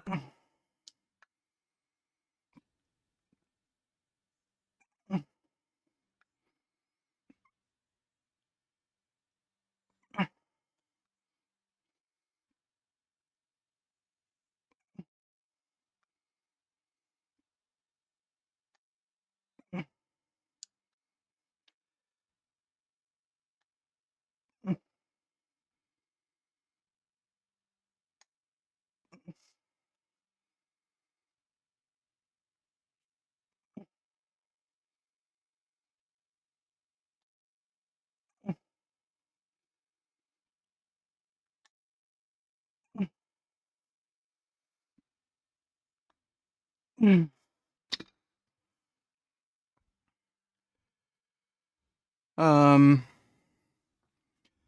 I don't think he wants to collab with me.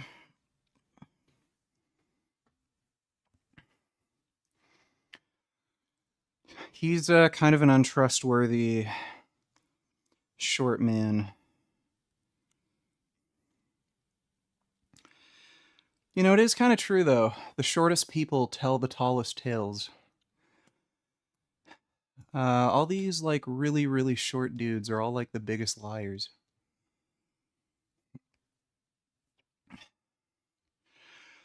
Yeah, he's just been doing some stuff recently where it's like, okay, he's kind of a weird two-faced jackass. Yeah, Rhea Ripley's hot. I really like her ass. She has a really nice butt.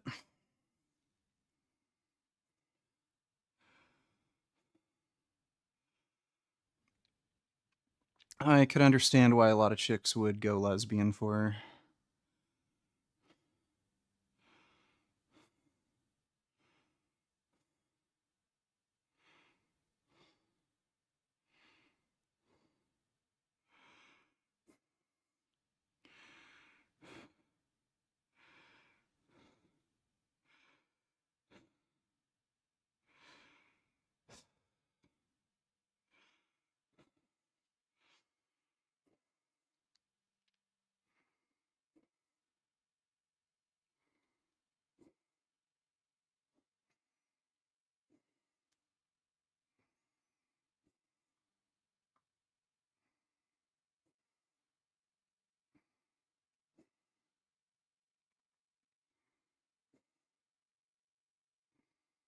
How many reps per set? Just as many as I can get. This is super lightweight, so.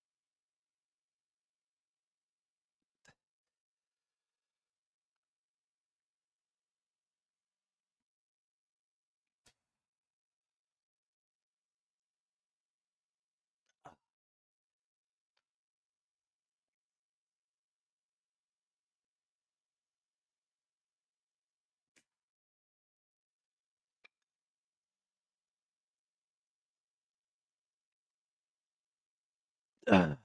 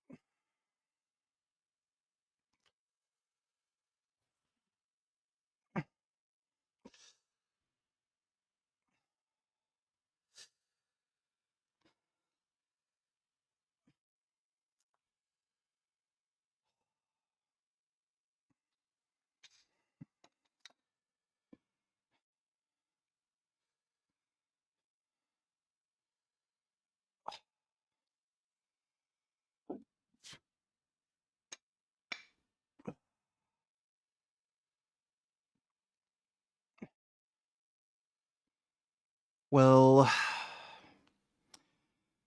basically done with the workout now.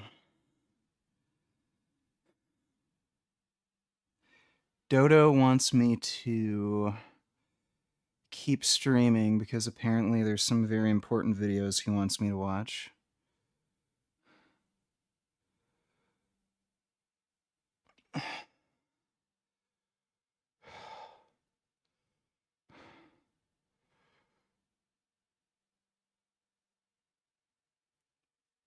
Ugh.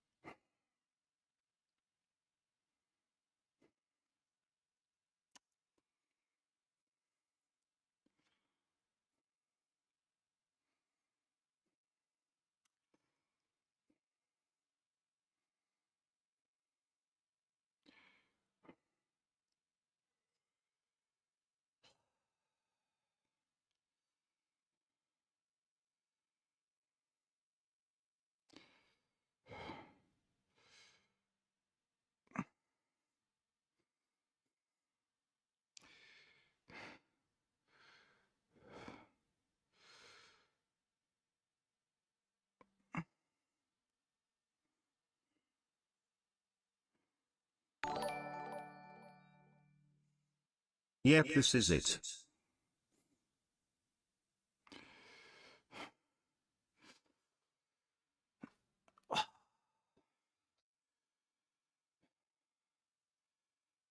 All right.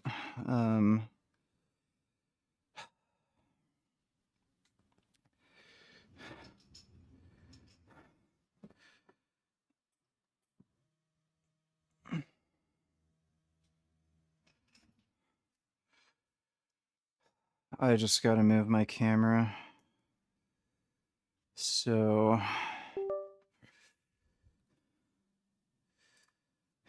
give me a second.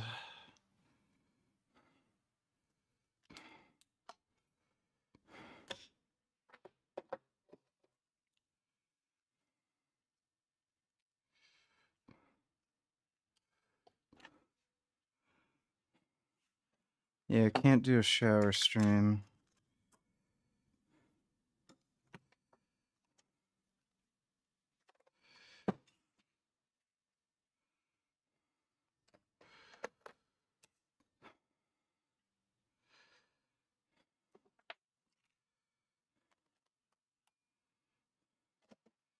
Just give me a second. I should get the same fucking stupid mount, so I don't have to do all this bullshit.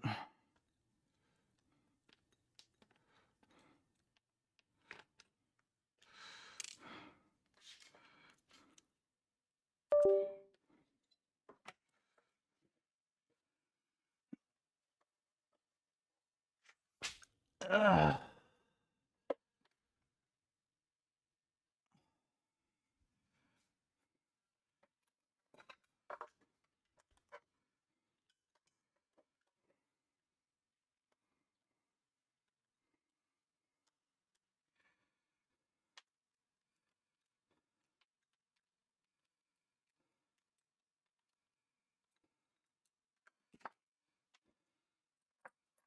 Yeah, I'm fine. I just fucking said I'm moving the camera.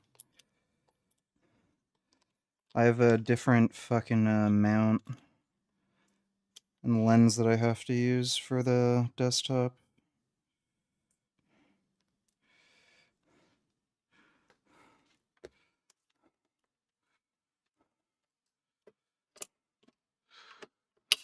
Fuck.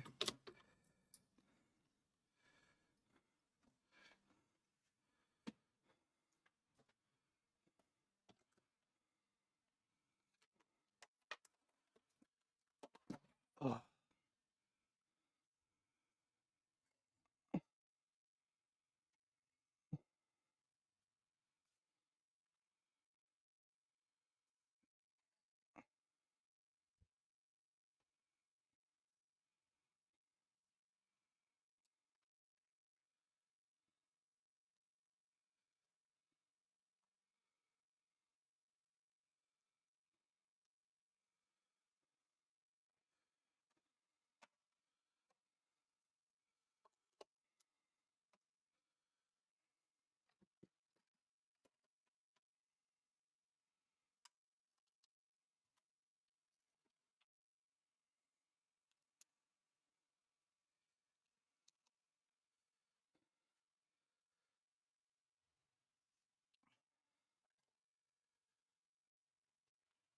Ah.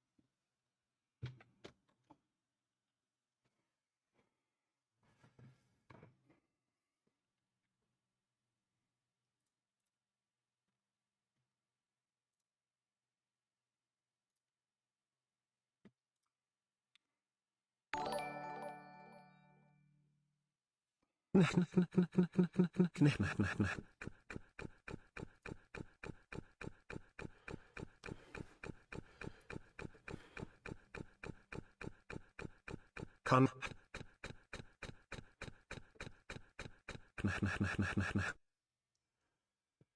That's very good. Thanks for the donation, Dodo.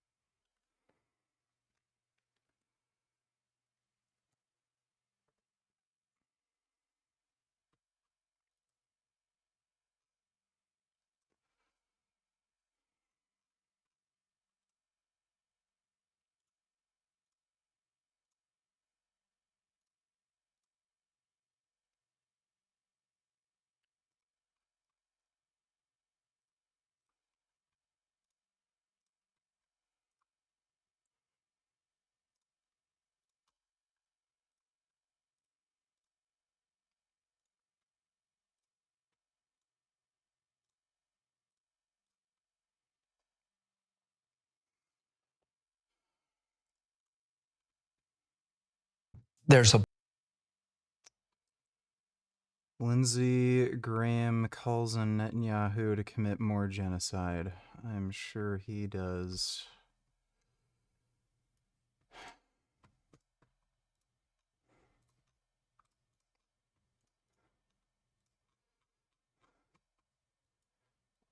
TYT is a bunch of fucktards, dude. I don't know who the, like, troglodyte fuckwits are who are watching TYT. You have to be so outrageously fucking stupid. Just irretrievably fucking retarded. Alright.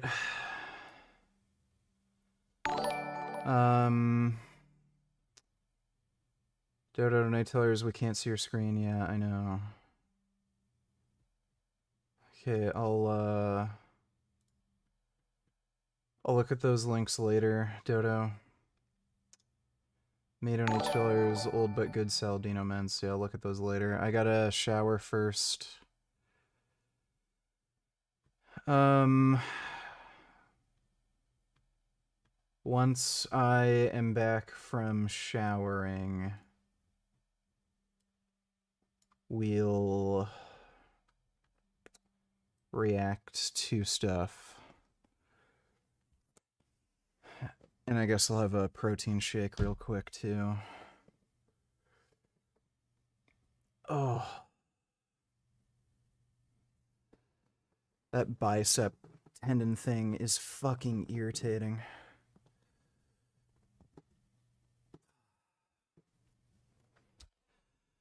That was a pretty good workout, though.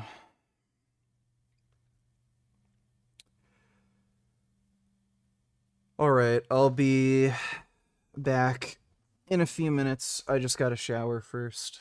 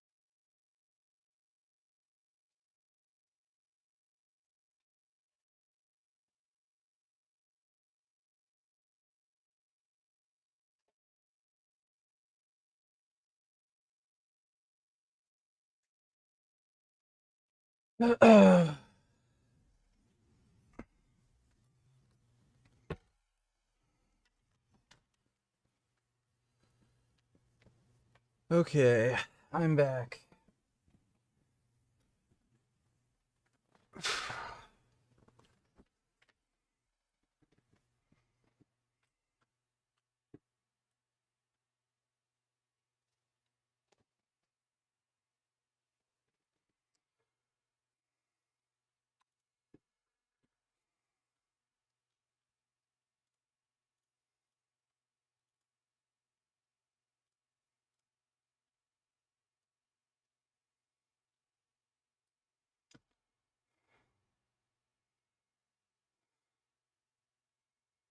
Why? I don't know why the thing's like that.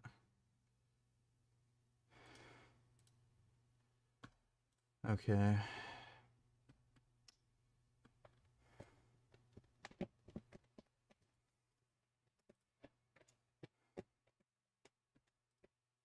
People often ask me if I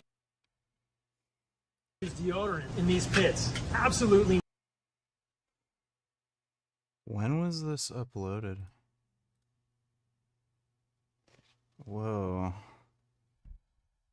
He's very rapidly aging. It's probably the sun in Costa Rica and his like stupid shitty diet.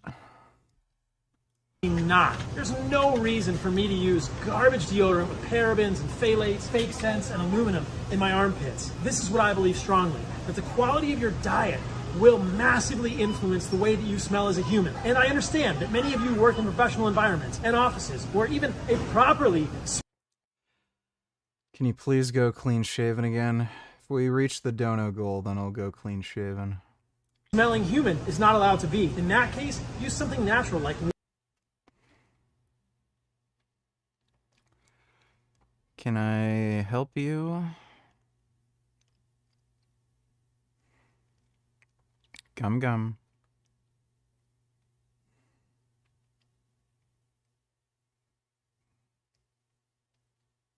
Gum gum.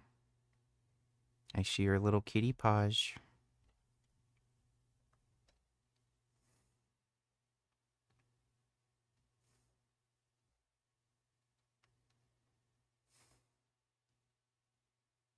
You're being very troublesome. one-to-one diluted apple cider vinegar. But don't you dare use garbage, synthetic, nasty deodorants that smell like synthetic fake fragrances. Make sure your diet is on point because that will affect the way you smell, and get used to smelling real humans. That's what we've done for millions and millions of years. And if you must, use something like apple cider vinegar to cover up your scent if you're in an office or other professional environment. I use Apple cider vinegar? The fuck? nothing. This guy's a fucktard. Toothpaste. Bullshit or not? Most toothpaste contains fluoride at Dude, the employees must have kicked him out of the store right after he filmed this fucking horse shit. massively increased concentrations relative to water. Fluoride in toothpaste, 1,500 parts per million. Fluoride in water, 1 part per million. You should definitely not, in my belief, be giving fluoride toothpaste to your kids because they're going to swallow it.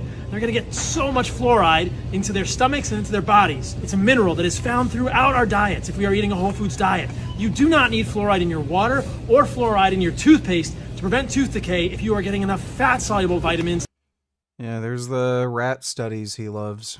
in your diet. And furthermore, if your breath stinks, Yes, okay, so increase your risk of tooth decay. it's because of a problem in your gut, dysbiosis, No, it's because you're not brushing your teeth. rather than a problem with not using toothpaste in your mouth. Yes, you can have dysbiosis in your mouth too, but it originates in your gut. No, if you don't brush your teeth, your breath is gonna stink. Fix your gut if you have bad breath. Get rid of fluoride toothpaste. I don't even think you need toothpaste in general in your life. It's all bullshit. What a dumb fuck. Let's see.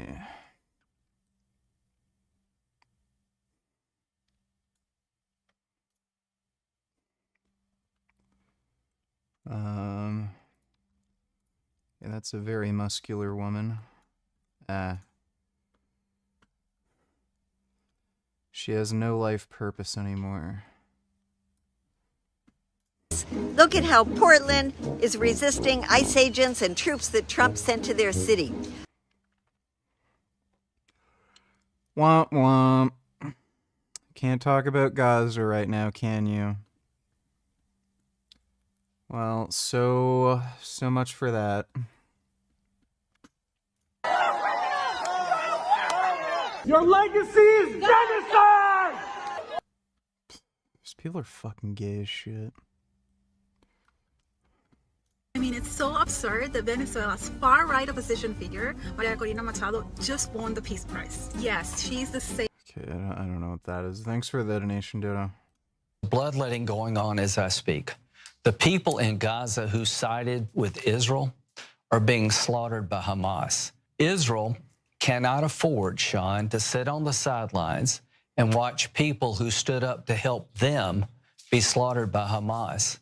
As I speak tonight, there are discussions in Israel about potentially going back in to save those tribes and clans that had the guts to stand up against Hamas. They went in Syria, they'll go back into Gaza if they have to.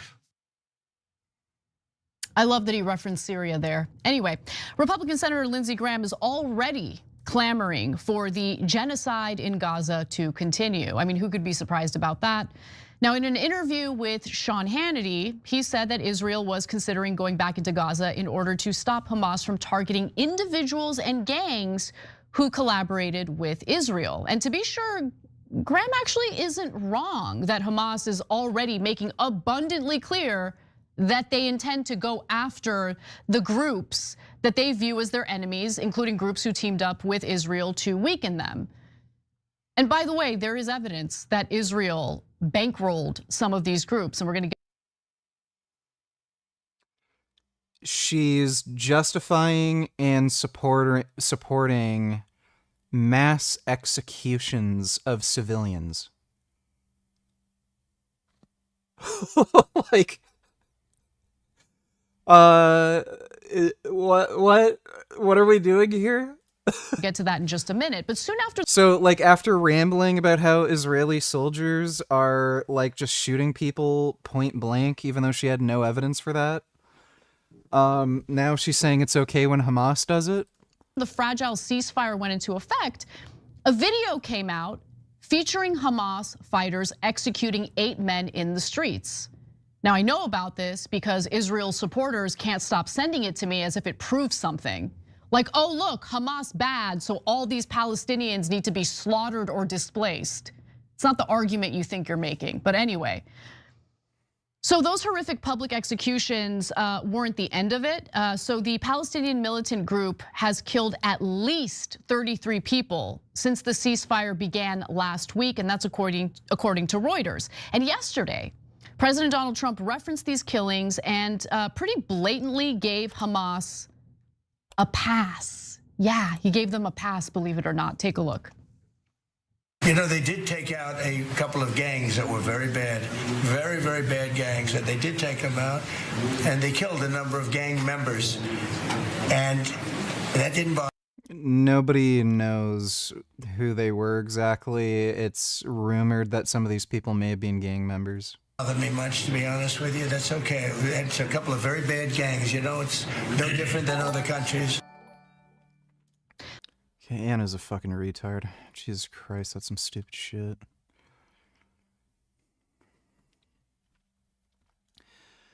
Dodo Donatillers, we need to buy that Brian Johnson protein powder. To me here is the products with the most lead. They were all vegan, plant-based powders, which is surprising for some people. Why is that? We did find that the plant-based powders that we tested were not. Yeah, it's because a lot of them are coming from like soybeans made from like China or something where they still use leaded gasoline. 9 times higher in lead than our dairy-based products, and like 2 times higher than our beef-based ones. And it may just be due to the source of the protein. You know, plants are more susceptible to uptaking lead from and other contaminants from the soil that they're grown in, the water that's used to irrigate them. And then obviously all of these products go through a Yeah, I think Huel, their last batch of testing said had non-detectable lead. Watchful, please. It's very minty and good moments where he gets exposed to his face 1.5 times speed if you need to. On to New York. You want to be the mayor of New York City, which, you know, last night I chat GPT'd, where is the capitalist and global finance center of the world? And it said New York City, which made me feel good as someone who loves New York City. Is that a moniker that you're proud of and one that you want to continue for this city? We should be proud of it, and I will also say that that's one thing you have in common with Andrew Cuomo, because he also uses ChatGPT to answer many questions, including how to actually resolve the housing crisis in the city. And Right. It's time that we are not only proud of us being the financial capital, the cultural capital, but also we should make it a capital of where working people can afford to live in this city. Because right now what we're seeing is that 1 in 4 New Yorkers are being priced out of the wealthiest city in the wealthiest country in the history of the world.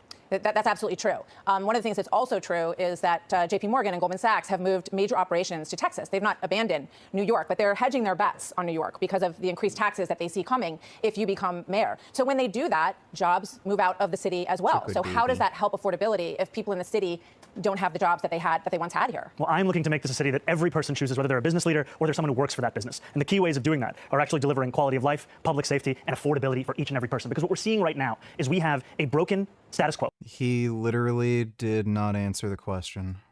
We have a corrupt political system, and we have the politicians that sustain that. That's really what's on the ballot, is whether New Yorkers want to continue that, or whether they actually want a city they can afford. That's what I'm going to deliver. So, Governor Hochul, you would have to get approval from the legislature to raise individual taxes, income taxes, and also corporate taxes in New York, which you've said you would like to do in order to pay for the free buses and the free childcare and the different programs, the government grocery stores and the like. She says no new taxes in her governor's race. So what are you going to do if she won't allow taxes to be raised? How will you pay for these programs? You know, I've said time and again that I believe these are the most straightforward ways that we can actually fund universal childcare, making buses fast and free. And I've said that the 2 clear ways to do so, raising personal income taxes on the top 1% by 2%, and raising the corporate tax to match that of New Jersey's corporate tax of 11.5%.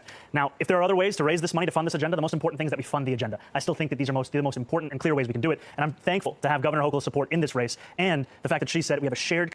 Free buses is just fucking retarded. Like, that's the stupidest fucking idea imaginable. You're never going to be able to, like, name one public transportation system in the entire world that's free. Like, it just doesn't work. It's stupid. So that would never in a million years fucking work. And, the childcare thing, like, how about we just give people free abortions? I think that would be better than the fucking childcare thing. Like, why are these people having fucking kids in the first place if they can't take care of them? commitment to delivering universal childcare for New Yorkers across the city and the state. I think that's great. I think everybody would love to have free health care and free buses and all these things, but the question is, how do you pay for it? The city's already in debt. The governor says no to new taxes. Like Margaret Thatcher said, you know, socialism's great until you run out of everyone else's money, other people's money. Well, what Andrew Cuomo said is that if he had $959 million, he'd give it to Elon Musk in tax credits, because that's exactly what he did. And I bring that up to you to say that it's often a question of whether you have the willingness to spend that money to benefit working class people, not where that money is in the first place. So what would you cut? What would you draw from to do it? I don't think we have to cut. I've spoken about raising taxes on the wealthiest. And frankly, this is an issue that we have here in New York City, and frankly, even across this country. When I've spoken to Trump voters right here in New York City, Hillside Avenue in Queens, Fordham Road in the Bronx, they've told me it was cost of living that drove them to vote for Donald Trump. They've told me it was a promise of a lower actual, whether it be cheaper groceries, whether it be childcare, whether it be rent. Right. And what we're seeing time and time again is we're more focused on the question of billionaires and the most profitable corporations than we are on people who can't even afford to make ends meet in this city. Well, we know affordability is an issue, and I think that all politicians are getting to an understanding of that, and I think that you've done a lot, actually, to bring people's attention to that issue. Let's take a look at the free buses issue just for a moment, because I know you said that the pilot project that you did was one of the biggest accomplishments of being an assemblyman. The Washington Post said this in an editorial about this. Quality inevitably declines when a service is offered for free. Vagrants and drug addicts would camp out all day on New York's buses, especially in the winter. Parents would go afraid to let their children ride alone. Wealthier residents would find another way to get around, but poor New Yorkers who depend on the bus would suffer the most. What do you say to that? Do you agree with that? Well, I would say that they should actually look at the report of the 5 free buses we delivered across New York City. We didn't see an increase in homelessness. We did see an increase in New Yorkers riding the bus. We did see a decrease in assaults on bus drivers by 38.9%. And we also saw a decrease in New Yorkers who were having to take a cab or take their own car. They were actually getting on the bus. More than 10% of new riders were doing so. That's why we care so deeply about this, because of the fact that it can actually deliver economic, public safety, and even congestion relief to New Yorkers who are looking to take these buses. I know that you're turning 34 on Saturday, and I want to talk about your qualifications. You know, some say you have never run a business in your life, so I'm curious. And President Trump said that you never worked a day in your life. You worked as an assemblyman, and you've had other positions in the government. But what qualifies you from your life experience to run the largest city in the country? You know, I want to take this moment because you spoke about President Trump, and he may be watching right now, and I just want to speak directly to the president, which is that I will not be a mayor like Mayor Adams who will call you to figure out how to stay out of jail. I won't be a disgraced governor like Andrew Cuomo who will call you to ask how to win this election. I can do those things on my own. I will, however, be a mayor who's ready to speak at any time to lower the cost of living. That's the way that I'm going to lead the city. That's the partnership I want to build, not only with Washington, D.C., but anyone across this country. I think it's important because too often the focus on the needs of working class Americans, working class New Yorkers are put to the side. If this guy gets elected, all the most productive people are going to move out of the city. Everyone's going to become more broke and poor, and there's just going to be more crime.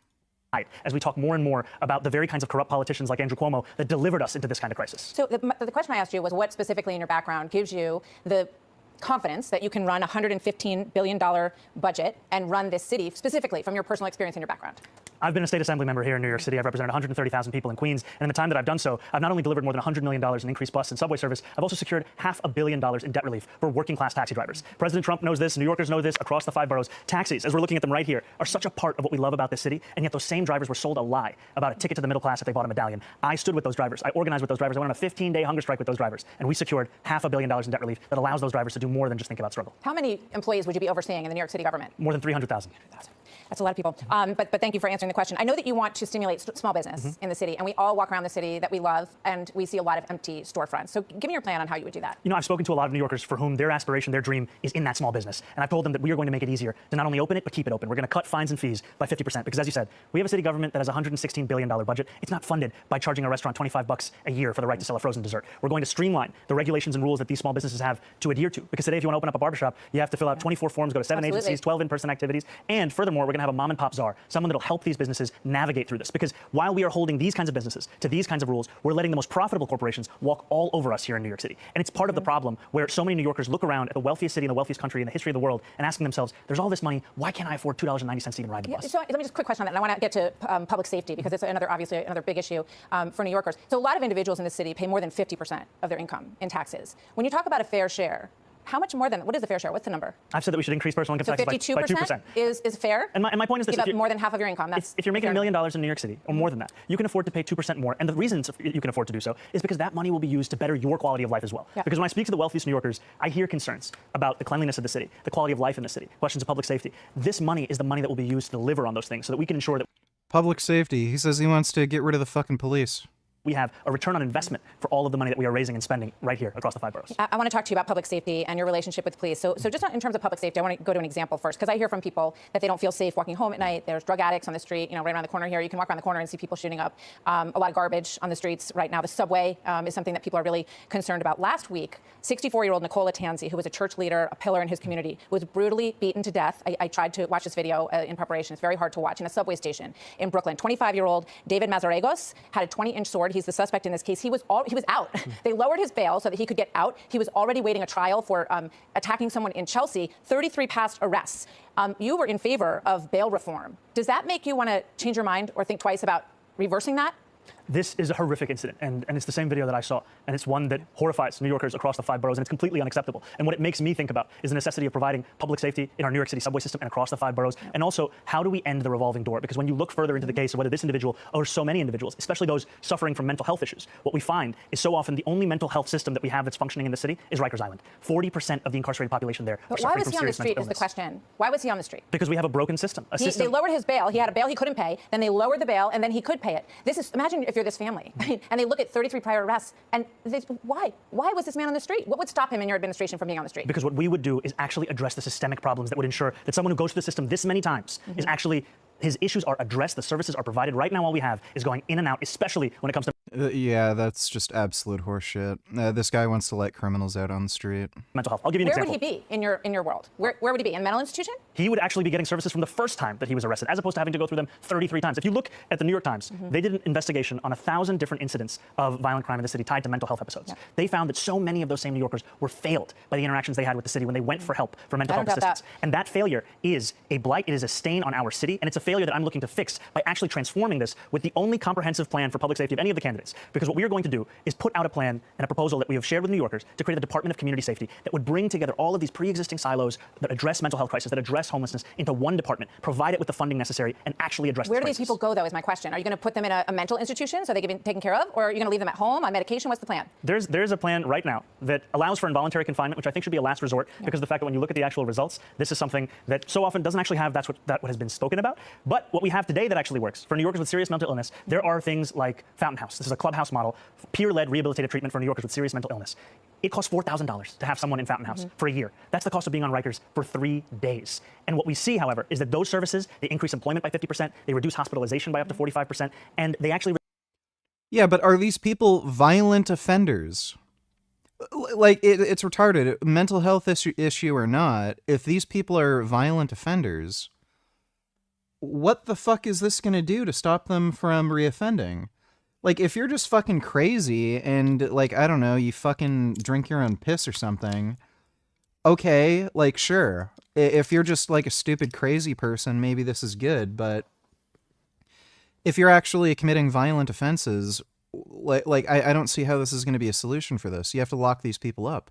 Reduce the cost of healthcare as well for those same New Yorkers. This is what we're looking at. This is why we say that Rikers is broken, the system is broken. You can just see people who are suffering up and down 8th Avenue just as one example, and I hope we'll have a chance to talk more about that next time, but I don't want you to leave without me asking you about your relationship with the police, because obviously this is a big issue.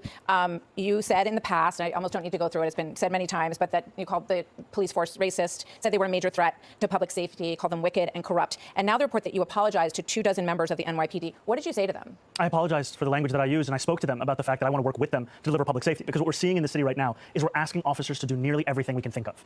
We used to ask officers to focus on serious crimes. Now we're asking them to focus also on the mental health crisis, to focus also on homelessness. In 1 year alone, the NYPD receives 200,000 mental health calls. In 1 year. Yeah, and you know what they told me? That 1 out of 3 of those, the person they're very, very dangerous interactions. You're going to send a social worker in there? You can always have a police officer actually come to address that. But look, you're saying 1 out of 3. 2 out of 3 times. If you don't need the police and you're sending them to do that, then why aren't you sending them to respond to shootings and murders? 5-6 years ago, the response time for officers was closer to 10 minutes. Now it's closer to 16 minutes. New Yorkers deserve a police department that is asked to do the things that it can possibly do, not one that covers the failures of every break in the social safety net. So this guy is saying somehow we're magically going to know if somebody is violent and dangerous. So just send a social worker there who might get shot or stabbed or raped or something, and then have the police come? Police officers that I spoke to, they don't want a behind closed doors apology. They want a broad public apology for the things that you suggested about them. Will you do that right now? Absolutely. I'll apologize to police officers right here, because this is the apology that I've been sharing with many rank and file officers. And I apologize because of the fact that I'm looking to work with these officers, and I know that these officers, these men and women who serve in the NYPD, they put their lives on the line every single day. And I will be a mayor that What changed your mind about it? You know, I moved to the city when I was 7 years old. I grew up here. And 2 of the things that I thought often about was safety and justice.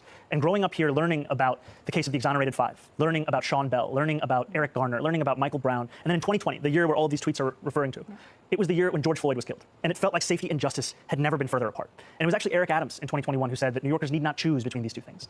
And so one of my focuses was, how do we deliver that justice? And now what I know, having represented 100,000 people in Western Queens, is that to deliver that justice, you have to also deliver that safety. And that means representing the men and women in the NYPD. It means representing the black and brown New Yorkers who've been victims of police brutality. It means representing the Muslim New Yorkers in my district who were surveilled on the basis of their faith. 68% of independent voters want more police officers on the street. And Cuomo, tomorrow night in that debate, he's going to say, I'm going to bring 5,000 more police officers to the street.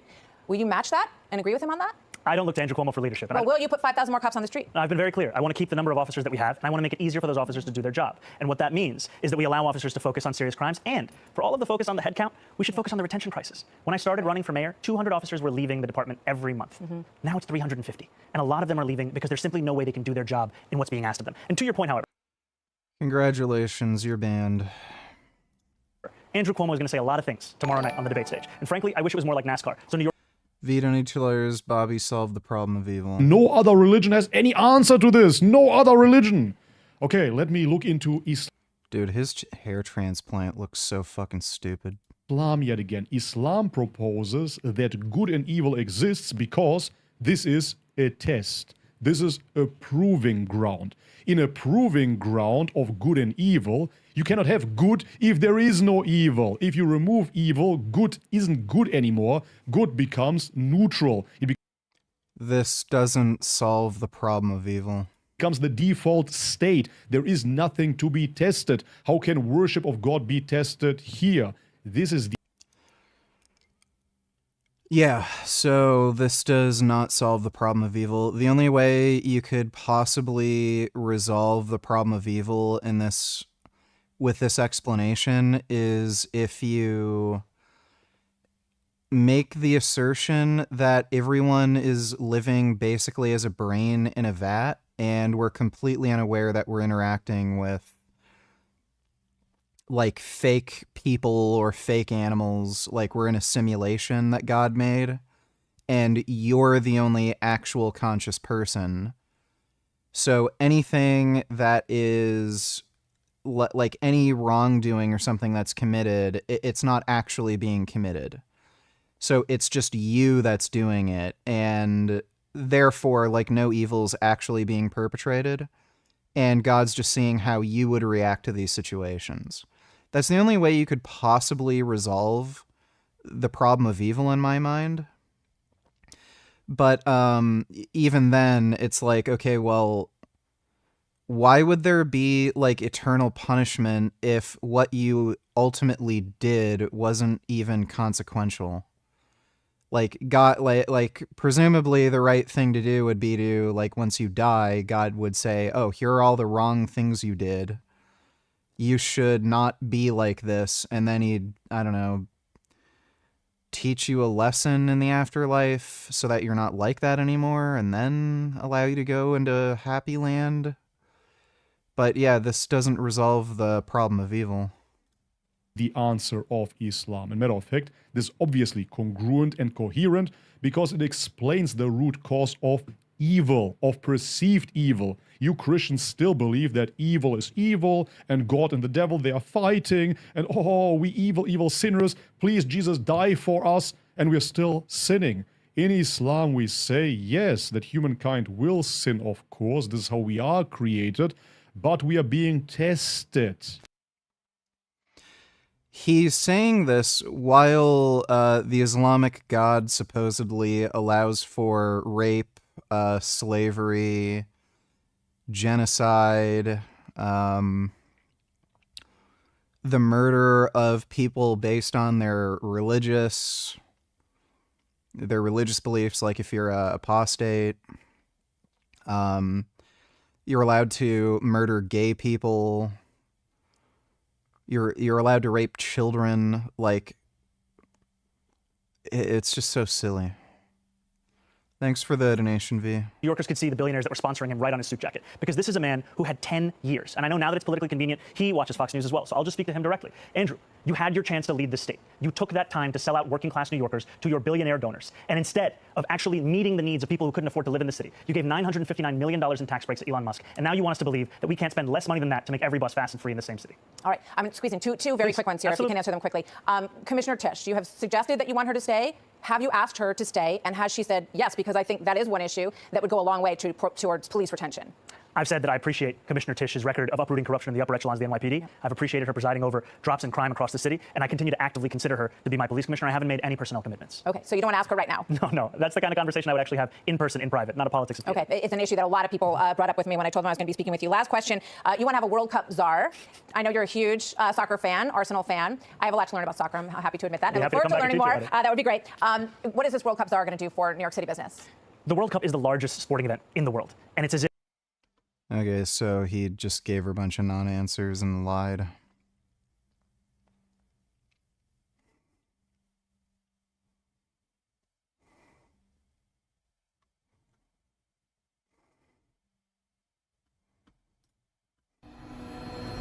Do a pretty positive video and kind of highlight two of the guys, one guy from each category, open bodybuilding and classic physique, that they didn't win the show, but guys that really impressed me the most, guys that I think did surprisingly well, and guys that I think have an immensely bright future in each of their respective. This guy came in 10th, and he had a way better physique than the guy who came in first, Derek Lunsford. It's just silly. Open bodybuilding is just a total joke now. Division. So I'm going to start with open bodybuilding. I think by now you guys know who my pick for open bodybuilding is, and that is Good Vito. Good Vito Vitaly Ugonikov, making his Mr. Olympia debut finally. Really impressing by placing top 10 at his Olympia debut. Out of every single guy that made their Olympia debut this year, he placed the highest, placing ahead of Behruz Tabani, Jordan Hutchinson, Urs Kalasinski, Regan Grimes, Rubiel Mosquera, Sas Harati, Chen Longshen, Dorian Haywood, Akeem Williams, and Brett Wilkin. The only guy making his Olympia debut to crack the top 10 this year. And I think he really delivered the goods. We saw these updates of Good Vito going into the show, and I started to say, okay, some of these updates that we're seeing from Good Vito at like a couple days out, they look like some of the more impressive updates that we've seen from anybody. The detail and size of his legs, the condition that he was in, he looked like he was really going to bring it, and that's when I started shifting my prediction. I had him in 8th in my prediction video, and I thought maybe he could place even higher. He placed 10th, so about 2 placings away from that. But I thought he just absolutely nailed it. This was one of the better Olympia debuts that we've seen. I think Martin Fitzwater probably is going to hold the record for one of the most impressive Olympia debuts of the last several years. But Good Vito, man. His legs looked crazy on stage. His V-taper looked insane. His conditioning was good. His size seemed to hold up pretty well against the open Olympians. And he's got some of these poses, like, we all know the front double bicep is probably his most insane pose. His arms look crazy in this pose. His legs look crazy. It really shows off his V-taper well, the width of his lats from the front, how small of a waist he's got for how crazy of legs he has. It's just very, very impressive. From the front, Good Vito is a very dangerous bodybuilder. He's got that X frame that very few people have. Then you look at him in the abs and thighs pose. To me, you know, if he came in a little bit sharper condition, a little bit drier through the midsection maybe, and a little bit, maybe even a little bit drier in the quads, this is one of the more impressive, I think, abs and thighs in the pro league right now. When you look at the size of his legs, the detail in the legs, if you look at the back double bicep, that spread actually looks pretty good. Show was the only one of them to deliver honestly, in some poses, looking the best. I think maybe the front double bicep. Like, Nick Walker came in 6th. You're not going to tell me Nick Walker was 4 places ahead, like deserves to be 4 places ahead You can make that of this guy. It's just a joke. Open bodybuilding is fucking stupid now. Argument for him. But you've got Nick looking better than is one of the newcomers in the comment, the freakiest, gigantic, and I think file prospect than some other guy from Classic Physique that really impressed me. Top 5, 5th place placing after placing 11th last year. Niall Darwin, One Punch Naz. Now, I've talked about him a lot this year. I was really impressed with him at the Tampa Pro. I was really impressed with some of the physique updates that we saw of him as we got closer to the Olympia. And one thing that I keep... Dodo Donatillers, we will watch the Mamdani Cuomo Silva debate tomorrow, and will you stream it tomorrow? Got it. Maybe. I don't know if I'll be able to, because Clarence is coming over tomorrow. Maybe we'll do that. Thanks for the donation, though, Dodo. Saying about Niall is the midsection, the V-taper. One of the smallest waists I think I've ever seen in Classic Physique. One of the most insane V-tapers that I think we've ever seen. Just a beautifully aesthetic physique. And I think what you'll notice when you look at the footage and the pictures of him from the Olympia this year is he's added some size. And with that size, he has not sacrificed or added an inch to his waist. Crazy tiny waist, giant lats from the front. Like when you have lats visible like that from the front and a waist that size, it's just insane, just fantastic. And I think this is a guy controversy. So I think yeah, we'll probably an live stream inch. tomorrow.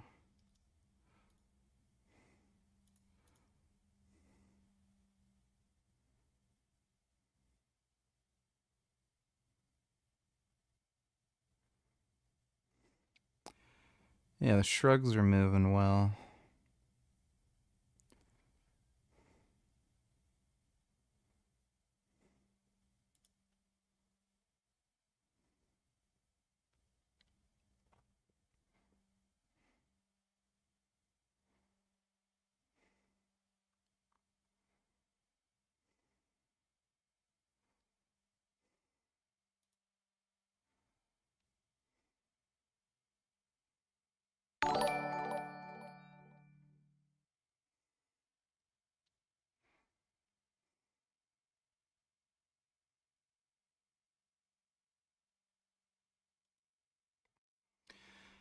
My lats are definitely growing, which I like to see.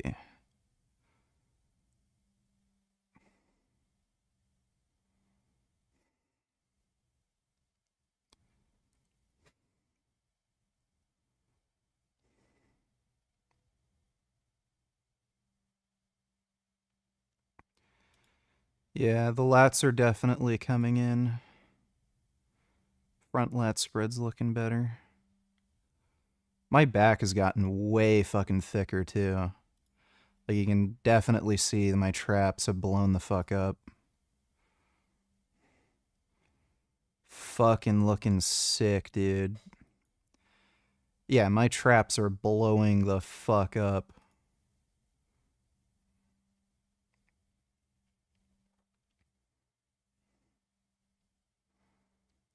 Fucking hell yeah. Dude, look how fucking juicy these traps are looking. Like, holy shit, it's like some tumors are growing there. That's actually looking nuts.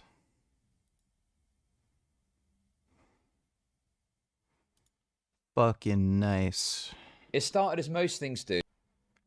I don't think I have an interest in doing powerlifting. If I was going to do any strength sports, it would either be strongman or arm wrestling. Dodo Donny Tillers, OVG, didn't see this. Let me see. In New York City, here's part 1 of our exclusive interview.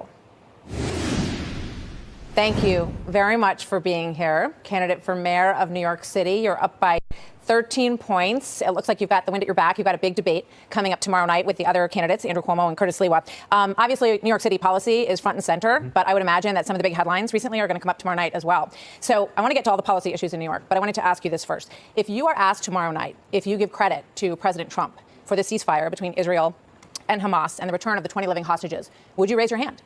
You know, first I want to say it's a real pleasure to be here. Thank you for having me. And it's an honor to have this opportunity to speak to so many New Yorkers and Americans across the country.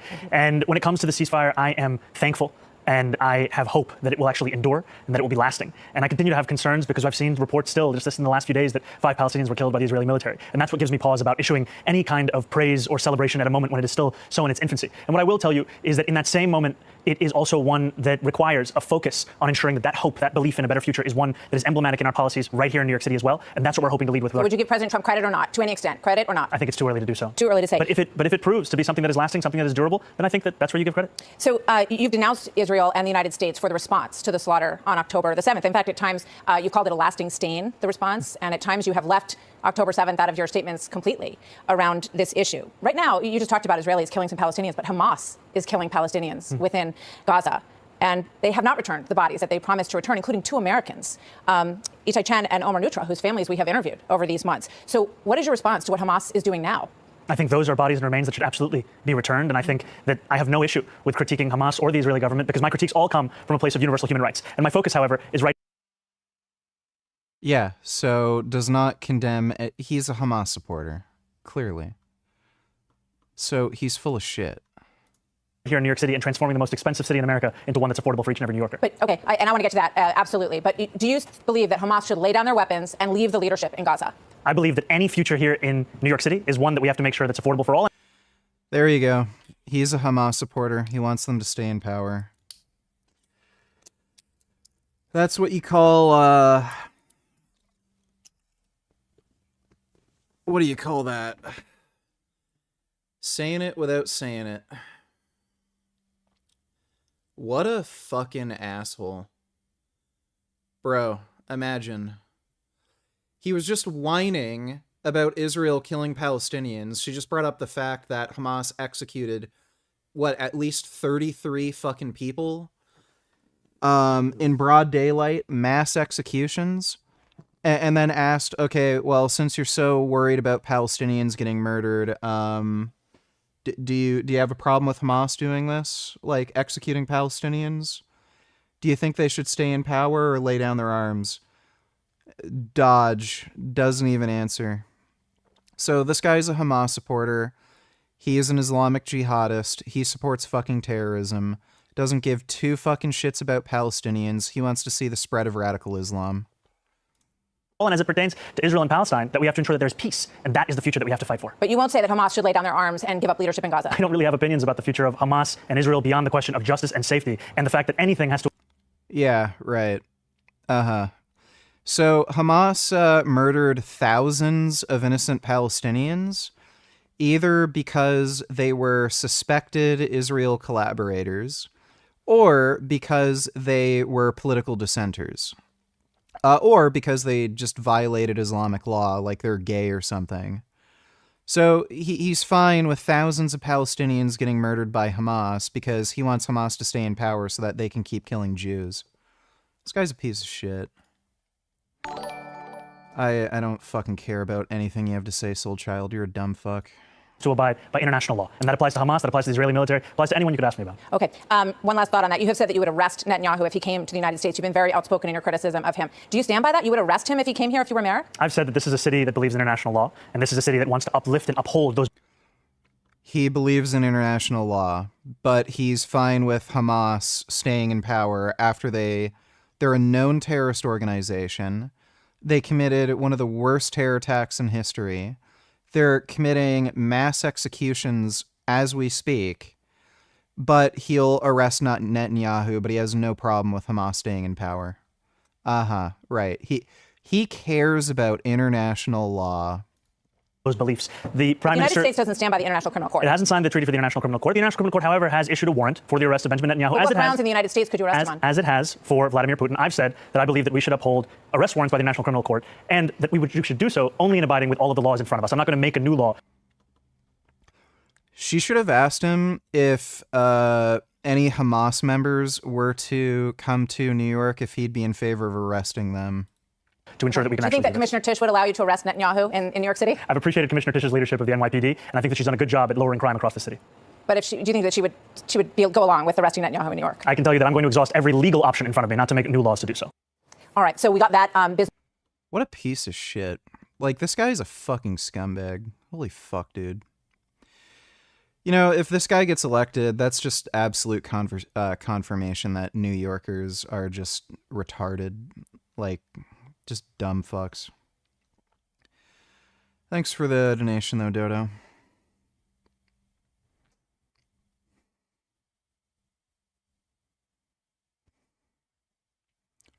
Oh my god.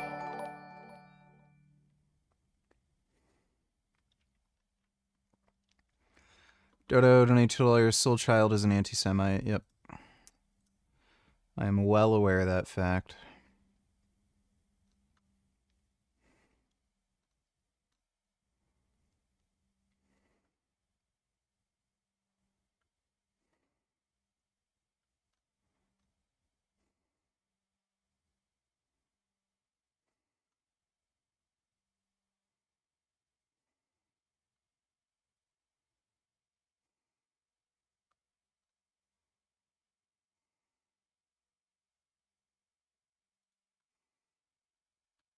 Tekken 8, well, great, but why don't you mention, though, when we can expect a big balance patch?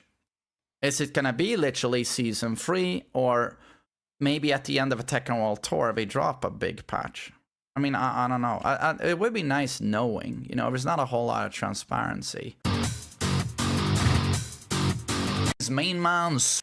I have no idea if we're going to see catastrophic ocean acidification in our lifetime. We are hoping you're all doing awesome as always, and Armor King has just dropped. My body is ready to try out Armor King, but I can't do that right now because there are patch notes. So I'm going to go over them. According to my chat, it's all a bunch of meh, but I kind of knew they were going to be meh or mid because they've told us a million times that, well, during tournament season, of course we can't balance the game. Can't balance the characters. Gonna wait out all the major events. Esports World Cup, all the EVOs. Gotta wait out Tekken World Tour Finals because it's so unfair on the pro players if we start, you know, hitting characters left and right. What about their tournament season? Insane BS, of course. Like, I look at Dota 2, Valve, Gaben, he'll hit a balance patch in the middle of the biggest event. In between day 3 and day 4, in the middle of the night, there's a huge patch. And actually, the pro players, before they play, they have to go and lab for a few hours what has happened to the heroes, and then they play the tournament within a few hours. Of course, they could do that, the Tekken devs. And what about all of us who are not pro players playing the game daily? We want to play a balanced game, or is it going to continue being, you know, the Asuka, Brian, Anna show, Claudio, Nina? Like, it's getting really, really tiresome. And of course, we all know the pro players also want to see the game balanced. They also want to see patches, for God's sake. So it's all fucking bullshit. But unfortunately, I mean, it looks like we're gonna have to wait until season 3 to see real changes. It's like 6 months from now. 6 months from now. And honestly, it's like, what are those changes gonna look like? Of course, I'll wait 6 months if it's amazing changes. And maybe we actually do, on a systematic level, things to make the game better, you know.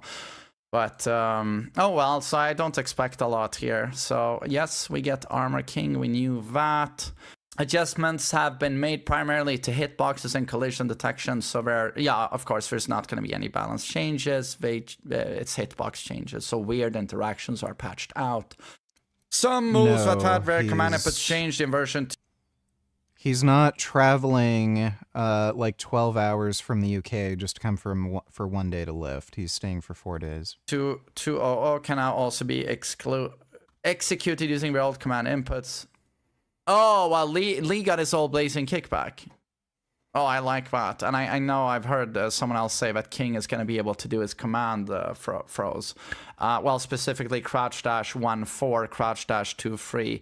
You're going to be able to use the old inputs, which I think is a very good idea to add that. I mean, I play King a bit, you know. He's my first character 30 years ago. And I always do 1-4, 2-3. And you don't want to change that. Always felt good. Buffering that. Made some adjustment changes to the move cinematics. You know what I'd love, guys? Bandai Namco? For Season 3, half the fucking rage arts have a new animation. Like, please look at Street Fighter 6. Like, the Miyari-Zu rage art, great. Devil Jin, I love it. It never gets old to me. I love Devil Jin's rage art, and I've seen it 10,000 times. Still like Kazuya's. I still think Reina's is cool. But there's so many fucking rage arts that are a missed opportunity. Even Brian's I don't like. There should be more attitude there. I don't know, fucking Ram, he walks up, looks intimidating, does one kick, and I'm like, please look at Street Fighter 6. If we're gonna watch these rage arts over and over, I'd rather they're spectacular. Like Street Fighters, I never get sick of them or tired of them. So for Season 3, could actually be a good idea if you wanna, you know, enhance the way the game looks, make it more spectacular, redo half the rage arts of a game. I think that would be a really good idea. Also, Paul's is kind of boring. Like, boom. And Dragunov's is useless. And back 3, it's just, yeah, of course, it's just behavior everywhere. It's just behavior.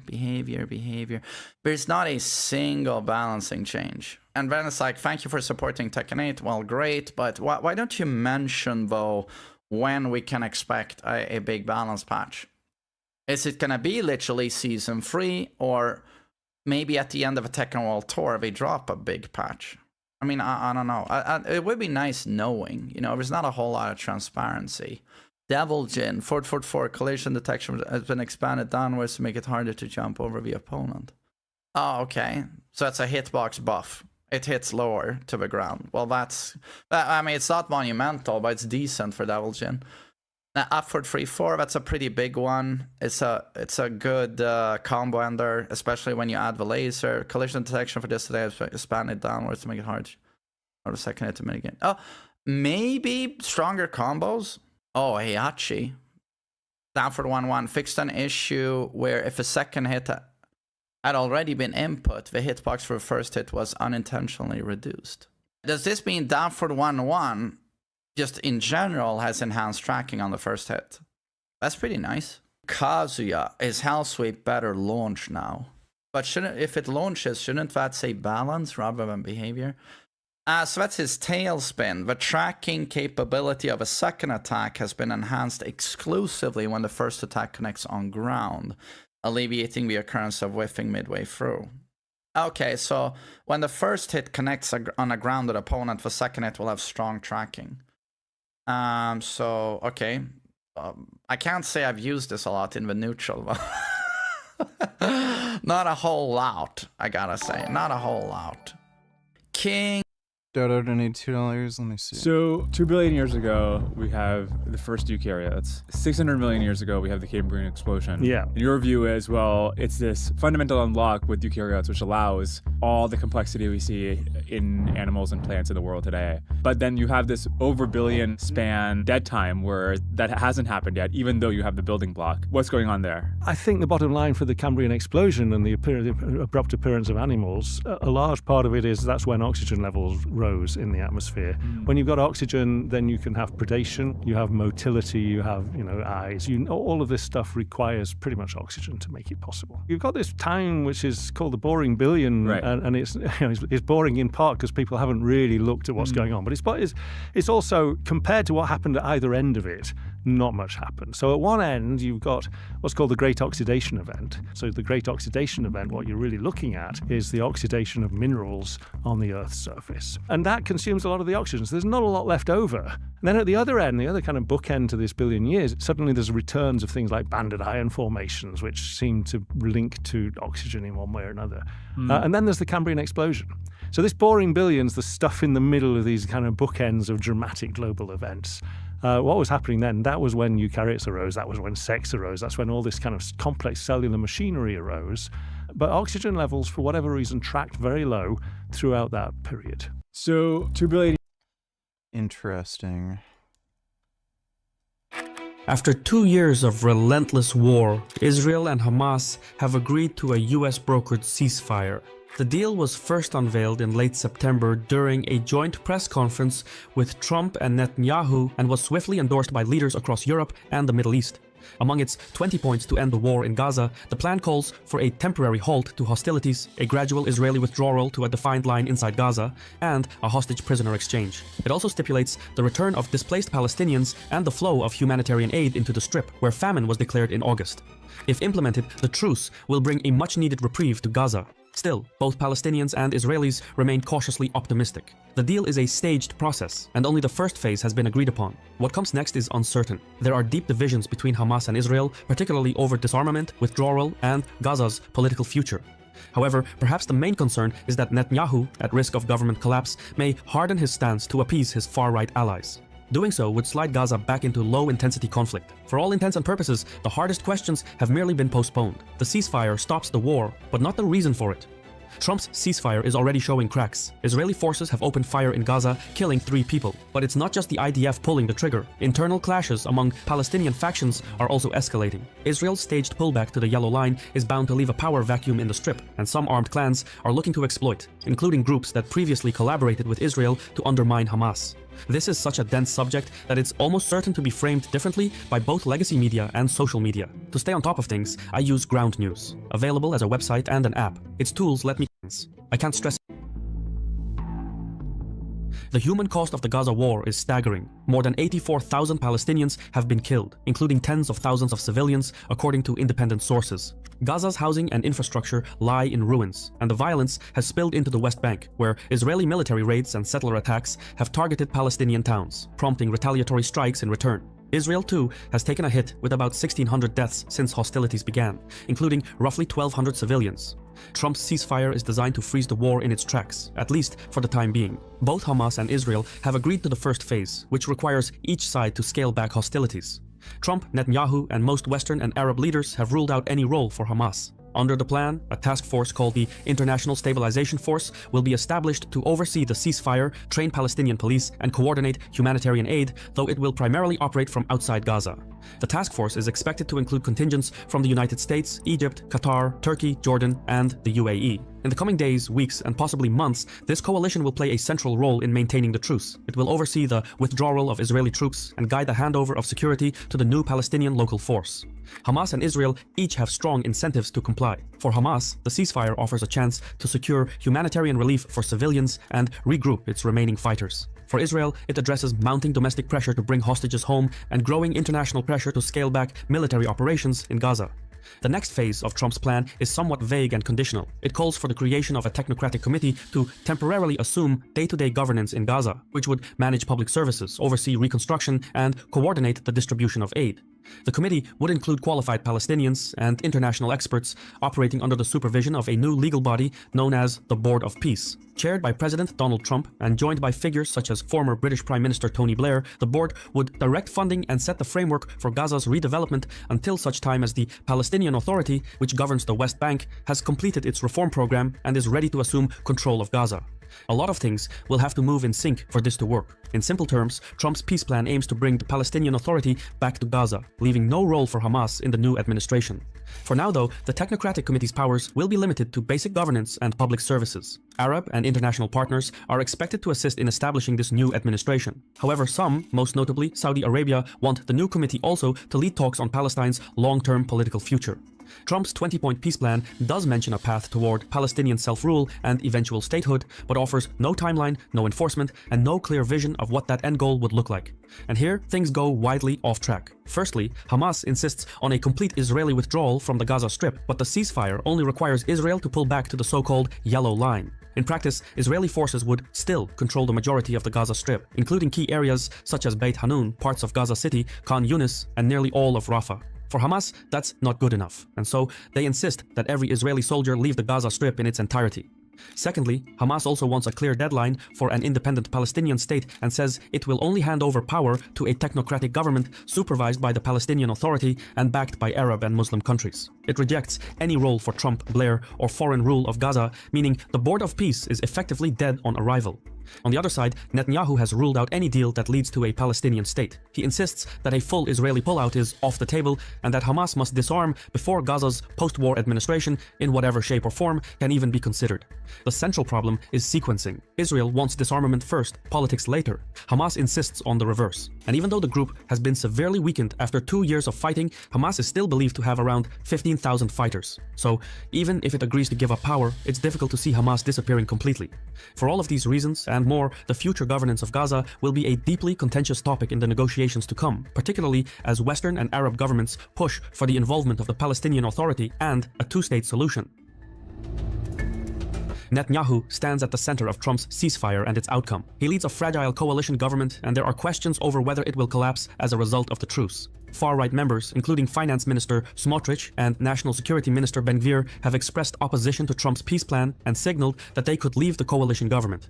Netanyahu will do whatever it takes to keep his coalition intact. So once the hostage and prisoner releases are completed and the negotiations move to the next phase, starting talks on Gaza's political future, momentum could stall. This will give space for hardliners to derail the negotiations.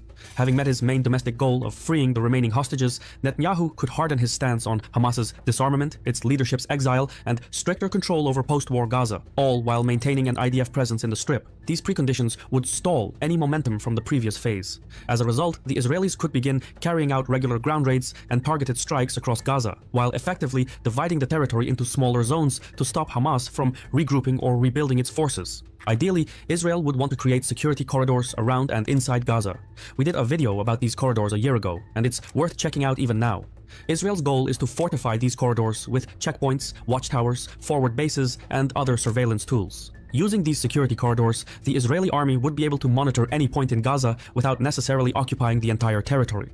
So, whenever Hamas fighters surface from underground and prepare to fire rockets, the Israelis would detect them in no more than a few minutes and launch a counterstrike. The Israeli leadership believes these corridors would make further Hamas transgressions improbable in the long term, or at least decrease the damage they can inflict. Meanwhile, the Palestinian civilian population would reside within smaller chunks of territory, each disconnected from the other. However, as much as the Israelis may prefer that outcome, they're not yet in a position to enforce it. With Trump's ceasefire, the situation in Gaza is likely to resemble the one in Lebanon, where stability rests on deterrence rather than peace. For context, Israel signed a ceasefire with Hezbollah in November 2024 that required the IDF to withdraw from all Lebanese territory within 60 days, pending Hezbollah's redeployment north of the Litani River. While Hezbollah did withdraw, Israel did not. To this day, the IDF maintains at least 5 outposts in southern Lebanon, where yeah, I mean, why would they? They know exactly what's going to happen if they withdraw. Sporadic clashes remain a regular occurrence. A repeat of that is now likely for Gaza. Israel could tie its troop withdrawal and the flow of aid to Hamas's disarmament and removal from power. However, since Hamas is unlikely to budge, the truce could thus give way to another cycle of conflict by early 2026, albeit limited to low-intensity skirmishes. Yeah. They're gonna, like, it's not over. They're just gonna keep fighting. Hamas is a bunch of fucking dumb fucks. I have a little tired kitty here. Dude, this cat just on my ass all day long, and now he's finally tired. Huh? How come you're finally tired now? Can see his little kitty toes right here. See this? Yeah. How come you're tired now? Silly baby. Modern biochemistry on steroids with Ryan Root. Today, we're talking about DHB, dihydroboldenone. Ryan, you're back in the house, brother. You're the biochemist. I want to hear about this, your perspective. Let's break it down structurally. Let's talk about the history of this drug. Okay. Yeah. So DHB, or dihydroboldenone, also known as vroom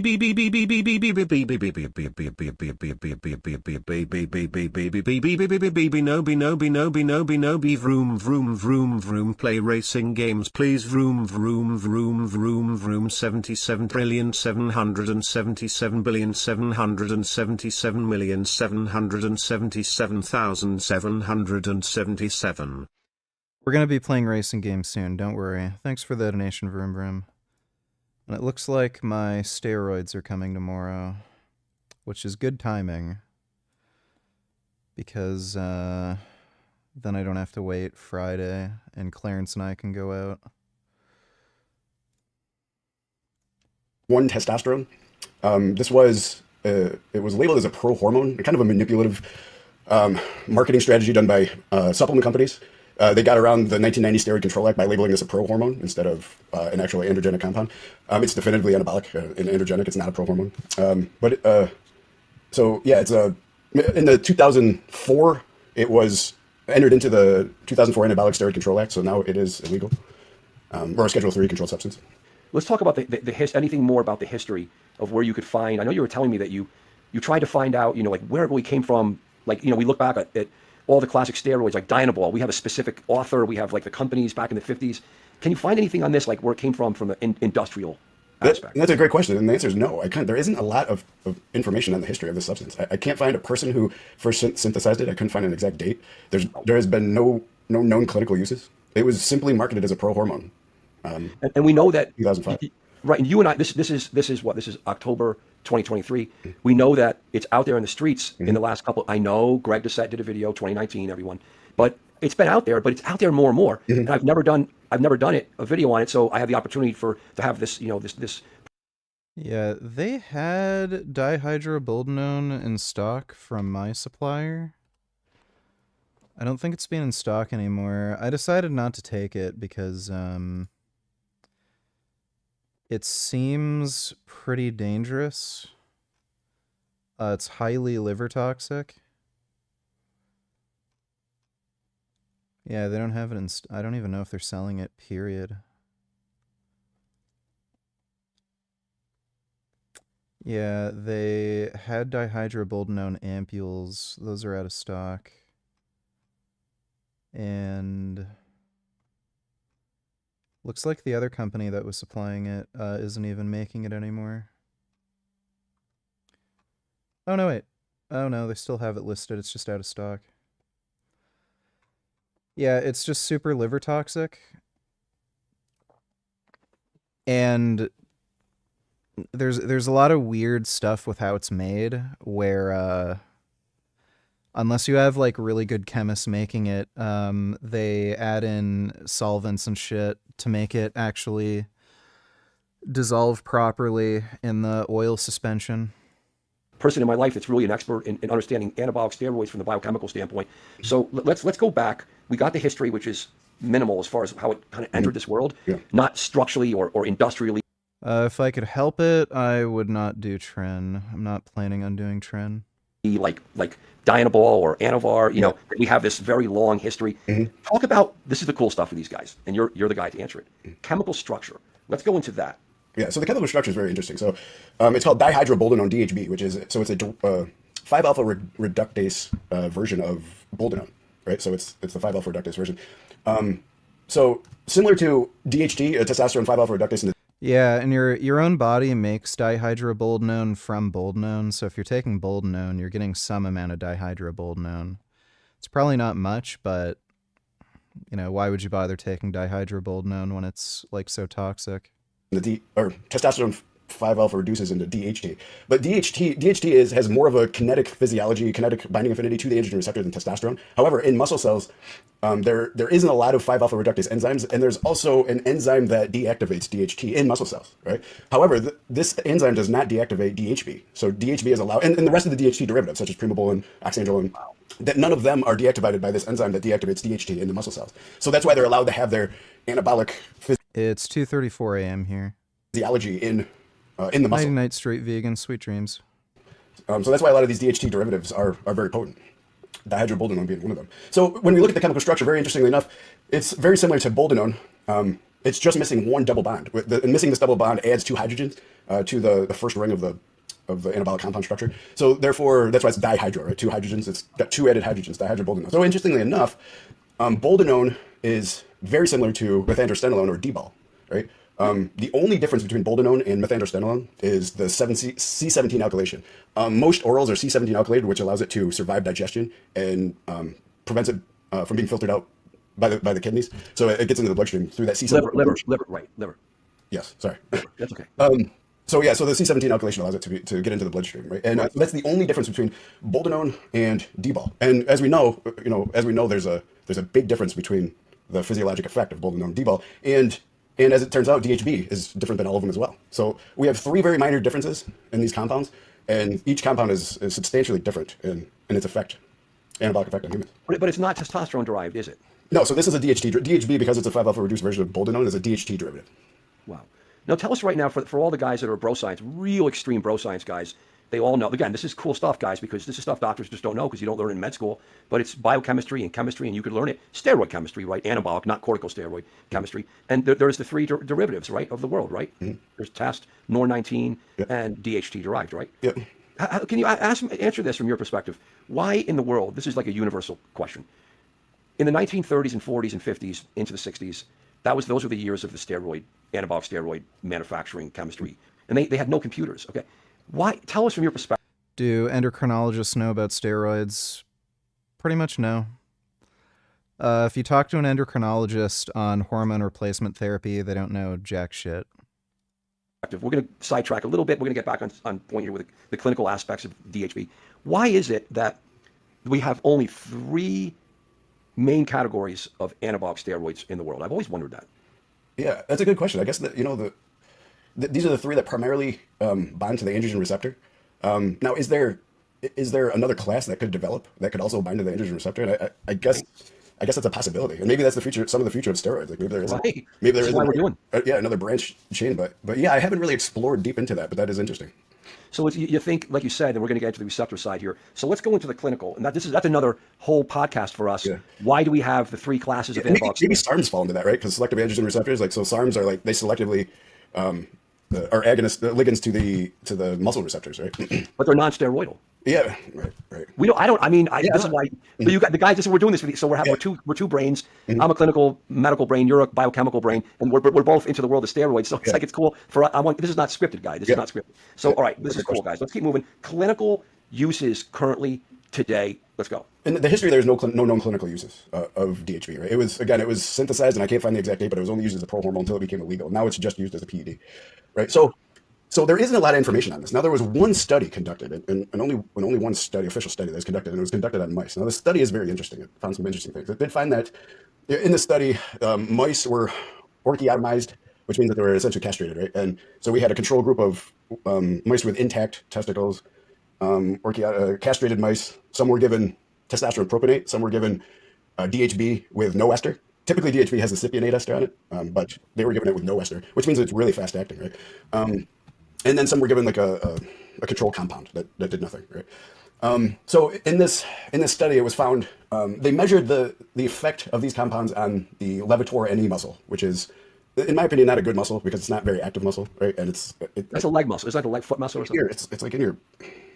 I don't know, like in your groin area. Oh, okay. It's not utilized. It's not like a muscle that we utilize, often. So I think it's a bad muscle to use in the first thing. But anyway, so what was found is that testosterone was less anabolic, or there was less growth in the DHB.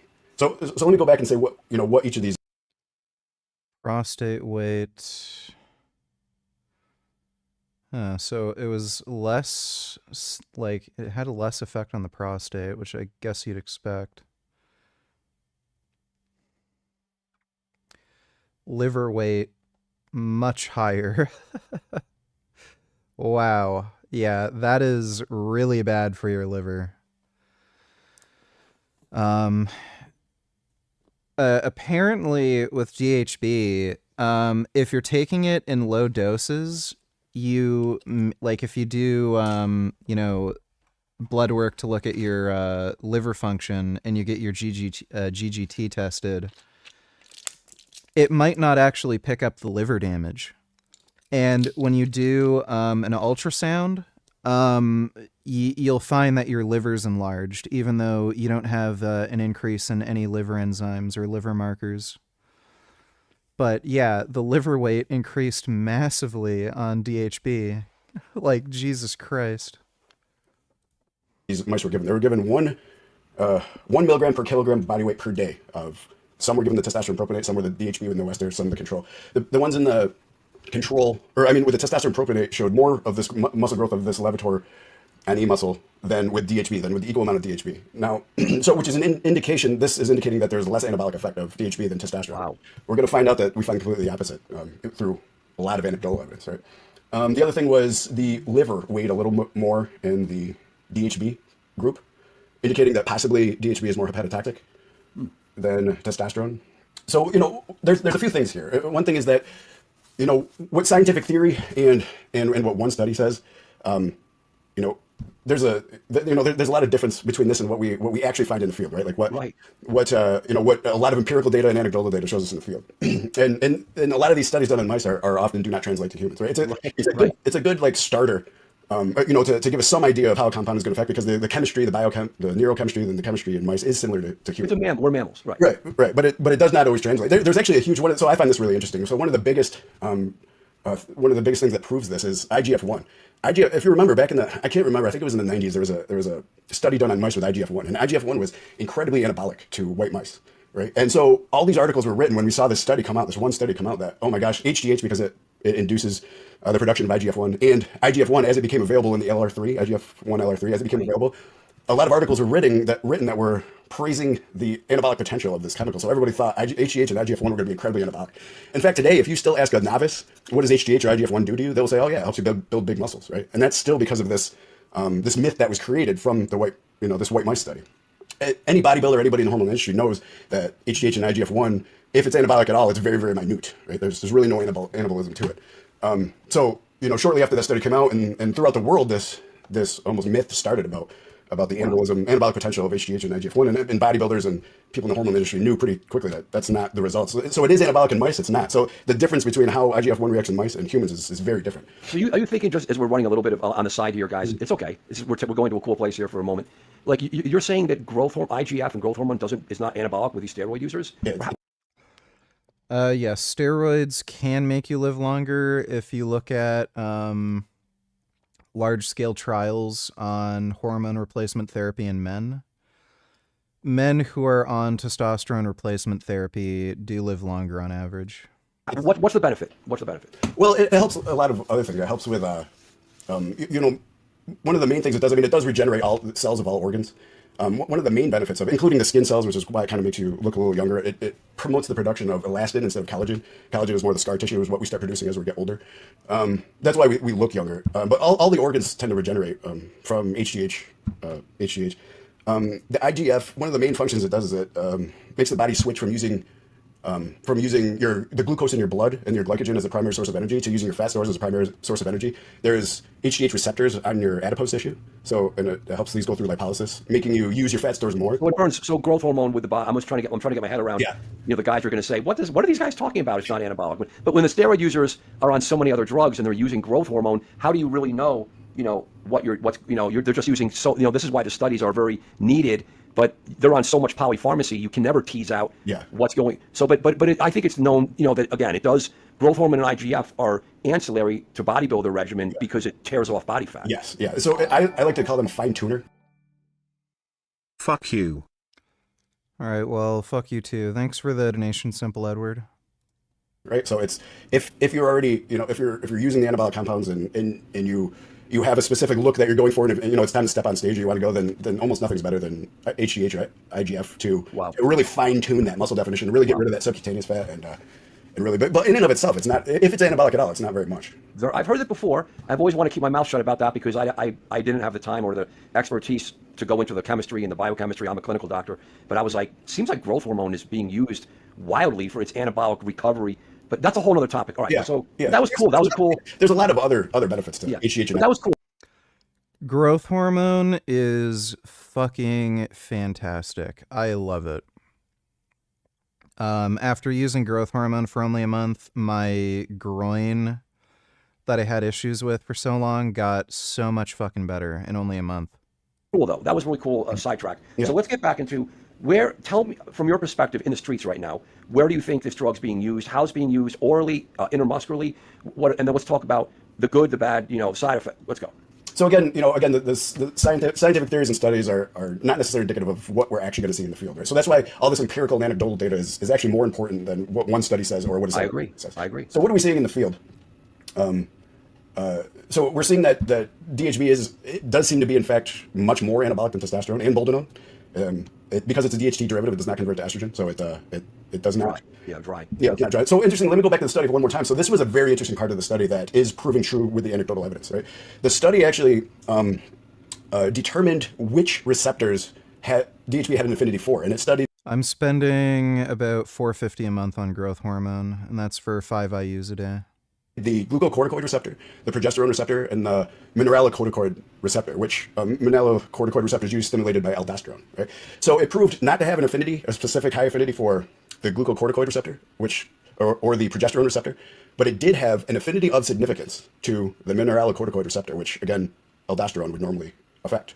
Now, it wasn't necessarily a high affinity, but it was an affinity of significance. So what we are seeing in the field is that although again, DHB is more anabolic than testosterone and boldenone, it is considered a dry steroid because it does not convert to estrogen. But in higher doses, it does affect the mineralocorticoid receptor, which makes your kidneys retain sodium, right? It controls the sodium content. Hypertension, right. Right. So it can cause water retention, an inflammatory response, which increases blood pressure, right? So what we are seeing in higher doses is people who are sensitive to this mineralocorticoid receptor are seeing high CRP levels, they are seeing inflammatory responses, and they are seeing blood pressure increase. Now, is this guys that are just doing this? Let's talk about that for a minute. Like, that's going to be bad, right? That's not good. But this, you just touched on something that if you're doing men that are doing super physiologic doses of tren, equipoise, dianabol, even testosterone, you're not going to see elevated CRP levels because I check CRP, but you see elevated blood pressure. And if your blood pressure is elevated and you start to get heart disease, you're going to see an increase in highly sensitive CRP. So it's a whole rabbit hole. Yeah. It's a whole vicious. So where did you see that though, where you saw anecdotally where the CRPs and inflammation were up? Yeah, so I honestly, not only do I contact a lot of people who I know who do this, but I also just go and read voraciously about anecdotal evidence. Okay. Yeah. And when you just start seeing a trend, right, of 100 or 1,000 different, you start seeing a trend. So again, it's not with everybody. There's some people who can take now because DHB is pretty anabolic. Like the levels are pretty low. Like 200 is still like a maximum high moderate dose. Anything above 200 seems to start causing problems for people. 200. How do they use it? Give us a typical cycle of. Yeah, 200 milligrams a week for DHB is very high. Very, very high. I've seen most people who are recommending 10 milligrams a day. So that's just 70 milligrams a week. That's you need to take very low doses in order to avoid liver injury. DHB, how it's used? Well, so a lot of people, combine it with another steroid because again, it's a DHT derivative, so there's no estrogen conversion. You do need the estradiol, so it's still important to combine with testosterone. So a lot of people combine it with testosterone or maybe a few. I know you said EPA DHA. I know you said you take EPA DHA, but since EPA DHA aren't considered dietarily essential, well, they kind of are. Do you think just getting the RDAs of omega-3s in is good enough? Well, it's good enough. Like, your body converts ALA into EPA DHA, but the conversion's low, and there seems to be benefits to having higher EPA DHA intake. So I would still recommend supplementing with EPA DHA. I changed my stance on it. It seems to have a benefit when you have adequate B12 levels.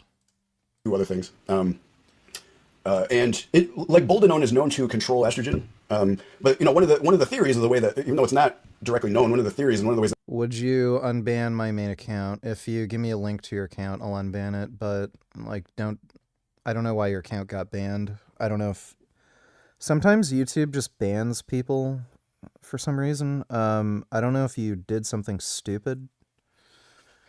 But if you give me a link to your account, I'll unban you. That makes sense to me is that boldenone aromatizes an estriol, not estradiol. Nighty-night, Jason. And that competes with estradiol for the receptors, right? So you don't get the estradiol adverse side effect. However, you do need estradiol, so that may be a negative effect of boldenone, right? Right. Now, DHB does not convert to any estrogen because it's a DHT derivative, so you don't have that effect. So a lot of people will do testosterone and boldenone to reduce the estrogenic side effects, and then you can even add DHB to that. Kind of like the Primo, and Mastermind. So it's compared, yeah. So when we talk about related agents, it's compared a lot to a very, very potent primobolan. Wow. Or it's actually compared not to testosterone, not to boldenone like you think, but more to trenbolone. Wow. So without the progesterone side effects. So this is the interesting part, right? So now we're talking about, because we know from this study and from the anecdotal evidence that DHB seems to be an agonist to the mineralocorticoid receptor, not progesterone. Trenbolone is very progestinic. It does bond to the progesterone receptor. So people who are sensitive to progesterone can have side effects from that. So people who are very sensitive to the progestin effects of trenbolone may find that DHB is a better alternative for them than trenbolone. You know, so it kind of comes down to which one works better for you, for each individual. And the receptors. Tell me about your receptor theory. Oh, about the future of steroids? Yeah, I mean, like we'll just wrap up with that because I want to we got so much more to do together. But this is want to keep it kind of concise and beautiful package. So going back into the related compounds. So more people say that DHB is more related to trenbolone, and the anabolic effects.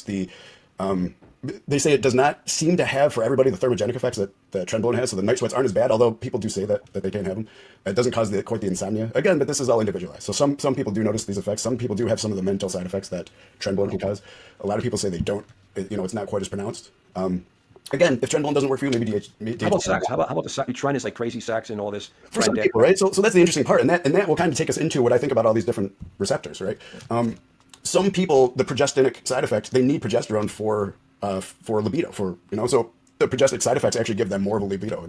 And for some people, it does the opposite, right? The norr-19 can also cause erectile dysfunction and lack of libido. And it's my thought that a lot of that is caused by, are you sensitive to the progesterone receptor or are you not? So it's kind of like a progestinic nature. So, wow. So taking this even deeper, the future of steroids, like I can see, us starting to put all these steroids into a group. Which receptors does each steroid is an agonist for, right? Right. And that way people can start labeling themselves as, well, I'm sensitive to progesterone, or I'm not sensitive to progesterone. I'm really sensitive to the estrogenic. Yeah, dude, you can't copy links in chat. I'm not doing that whole stupid thing. Just send me a message on Instagram or something. I'm sensitive to cortisol or glucocorticoid receptors or the aldosterone.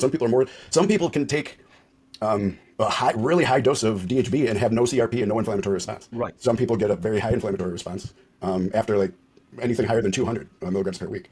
So it just depends on what you specifically are what you have a predisposition to be sensitive towards. So if we start putting all these steroids into which receptors they stimulate, then we start putting ourselves in the categories of, I'm sensitive to one receptor over the other, or one of these columns over the other, then we can start understanding which steroids will work for us, right? And in the end, it's when people look at the steroid world, certainly, from the pro world right down to the average guy who's doing this, it's really trial and error, and that's what that is. yeah, that's exactly right. And I think the way we do things now, right, is that we really only check the total androgen level, right? Maybe the free testosterone and sometimes the SHBG. When, as you know, there's probably 1,000 factors that define how we're going to react to a specific androgen or a specific hormone or a specific protocol. And there's 1,000 factors that we don't even know about, right? So one thing we're not considering is the receptor side of this. We only consider, okay, how much of this is in your blood? What's our dose? But what about what's equally as important as that is how are our receptors receiving all these things? The affinity to each type of receptor, from glucocorticoid to mineralocorticoid to progesterone to to estrogen, right? Like how are we receiving all these? So paying attention to the future side of it, I think, could lead to a better understanding of how each individual will respond to different steroids. And that's if we could really reopen up the anabolic steroid industry again, it would be done with that, with understanding all the anecdotal information for the last 50 years more, and then saying, yeah, we have receptors. Here's the basic chemistries. You could analyze someone to see, what their DNA is and how receptors may fall into, and then you could build a steroid, kit.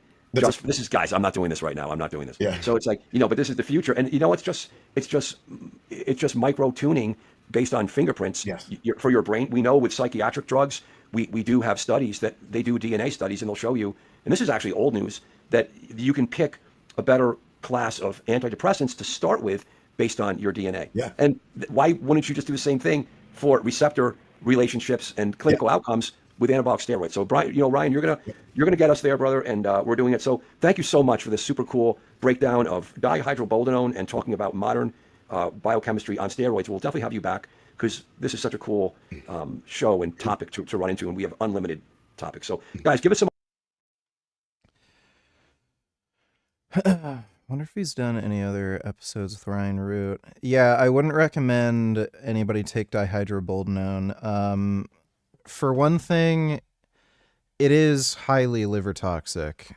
You need to take it at low doses to avoid liver toxicity, and even then, even if it doesn't increase some of your liver markers, you may still end up having liver hypertrophy. It's also very hard to actually make. It's a very strange compound. It tends to coagulate and make this weird gel, and it doesn't mix easily in an oil suspension, so you usually end up seeing it being sold with solvents like ethyl oleate in order to get it to mix properly in suspension. And those solvents that they add to the suspension are extremely toxic. So not only are you taking a toxic compound, but on top of that, you're also injecting some other toxic shit. So I wouldn't recommend DHB. And again, a lot of people have reported having like horrible inflammatory side effects where like their muscles and joints ache like crazy. So it just doesn't seem worth it. Like, just take more testosterone or more Masteron or more Primo or more Boldenone, like more of another anabolic drug. There's no point in adding like a small amount of some other compound that's like toxic when you could just take more of a safe drug.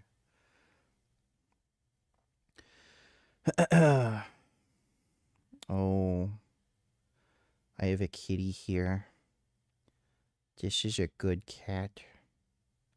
You're so silly. Yeah, you're a silly kitty. Alright, well, Dodo wanted me to keep streaming. I think Dodo gave me all the links he wanted me to look at. But everyone say goodnight to Gum Gum. Me and Gum Gum are gonna get to bed now. At least if he lets me sleep, you son of a bitch. He wouldn't let me sleep all night last night. Even in the morning and afternoon, he was still fucking with me, wouldn't let me sleep. 'Cause you're such a silly kitty. I don't take it personally. I know you're just a silly kitty. You just do silly things sometimes. Might frustrate me a little bit, but I don't take it personally, because I know you don't mean anything by it. Just a silly, fuzzy guy. I just have to tolerate you. I love you, though. You're a nice cuddle buddy. Yeah, he's a huge cat. He weighs 15 pounds. Oh, there he goes. All right. Oh, well, hope you all had fun. I'm likely going to be up in the morning. I might just do like some morning stream where we game for a little bit and stuff. Clarence is probably gonna end up being here around, like, probably by around 6 at night. and we'll see what we'll do then. If he's not tired or anything, then me and Clarence will probably do a stream together. Either do like a workout or something, or just, you know, stream, react to shit, answer questions, crap like that. But I farted. But big thanks to everybody who donated in Streamlabs. Really appreciate it. Sweet dreams, and I'll see you all tomorrow.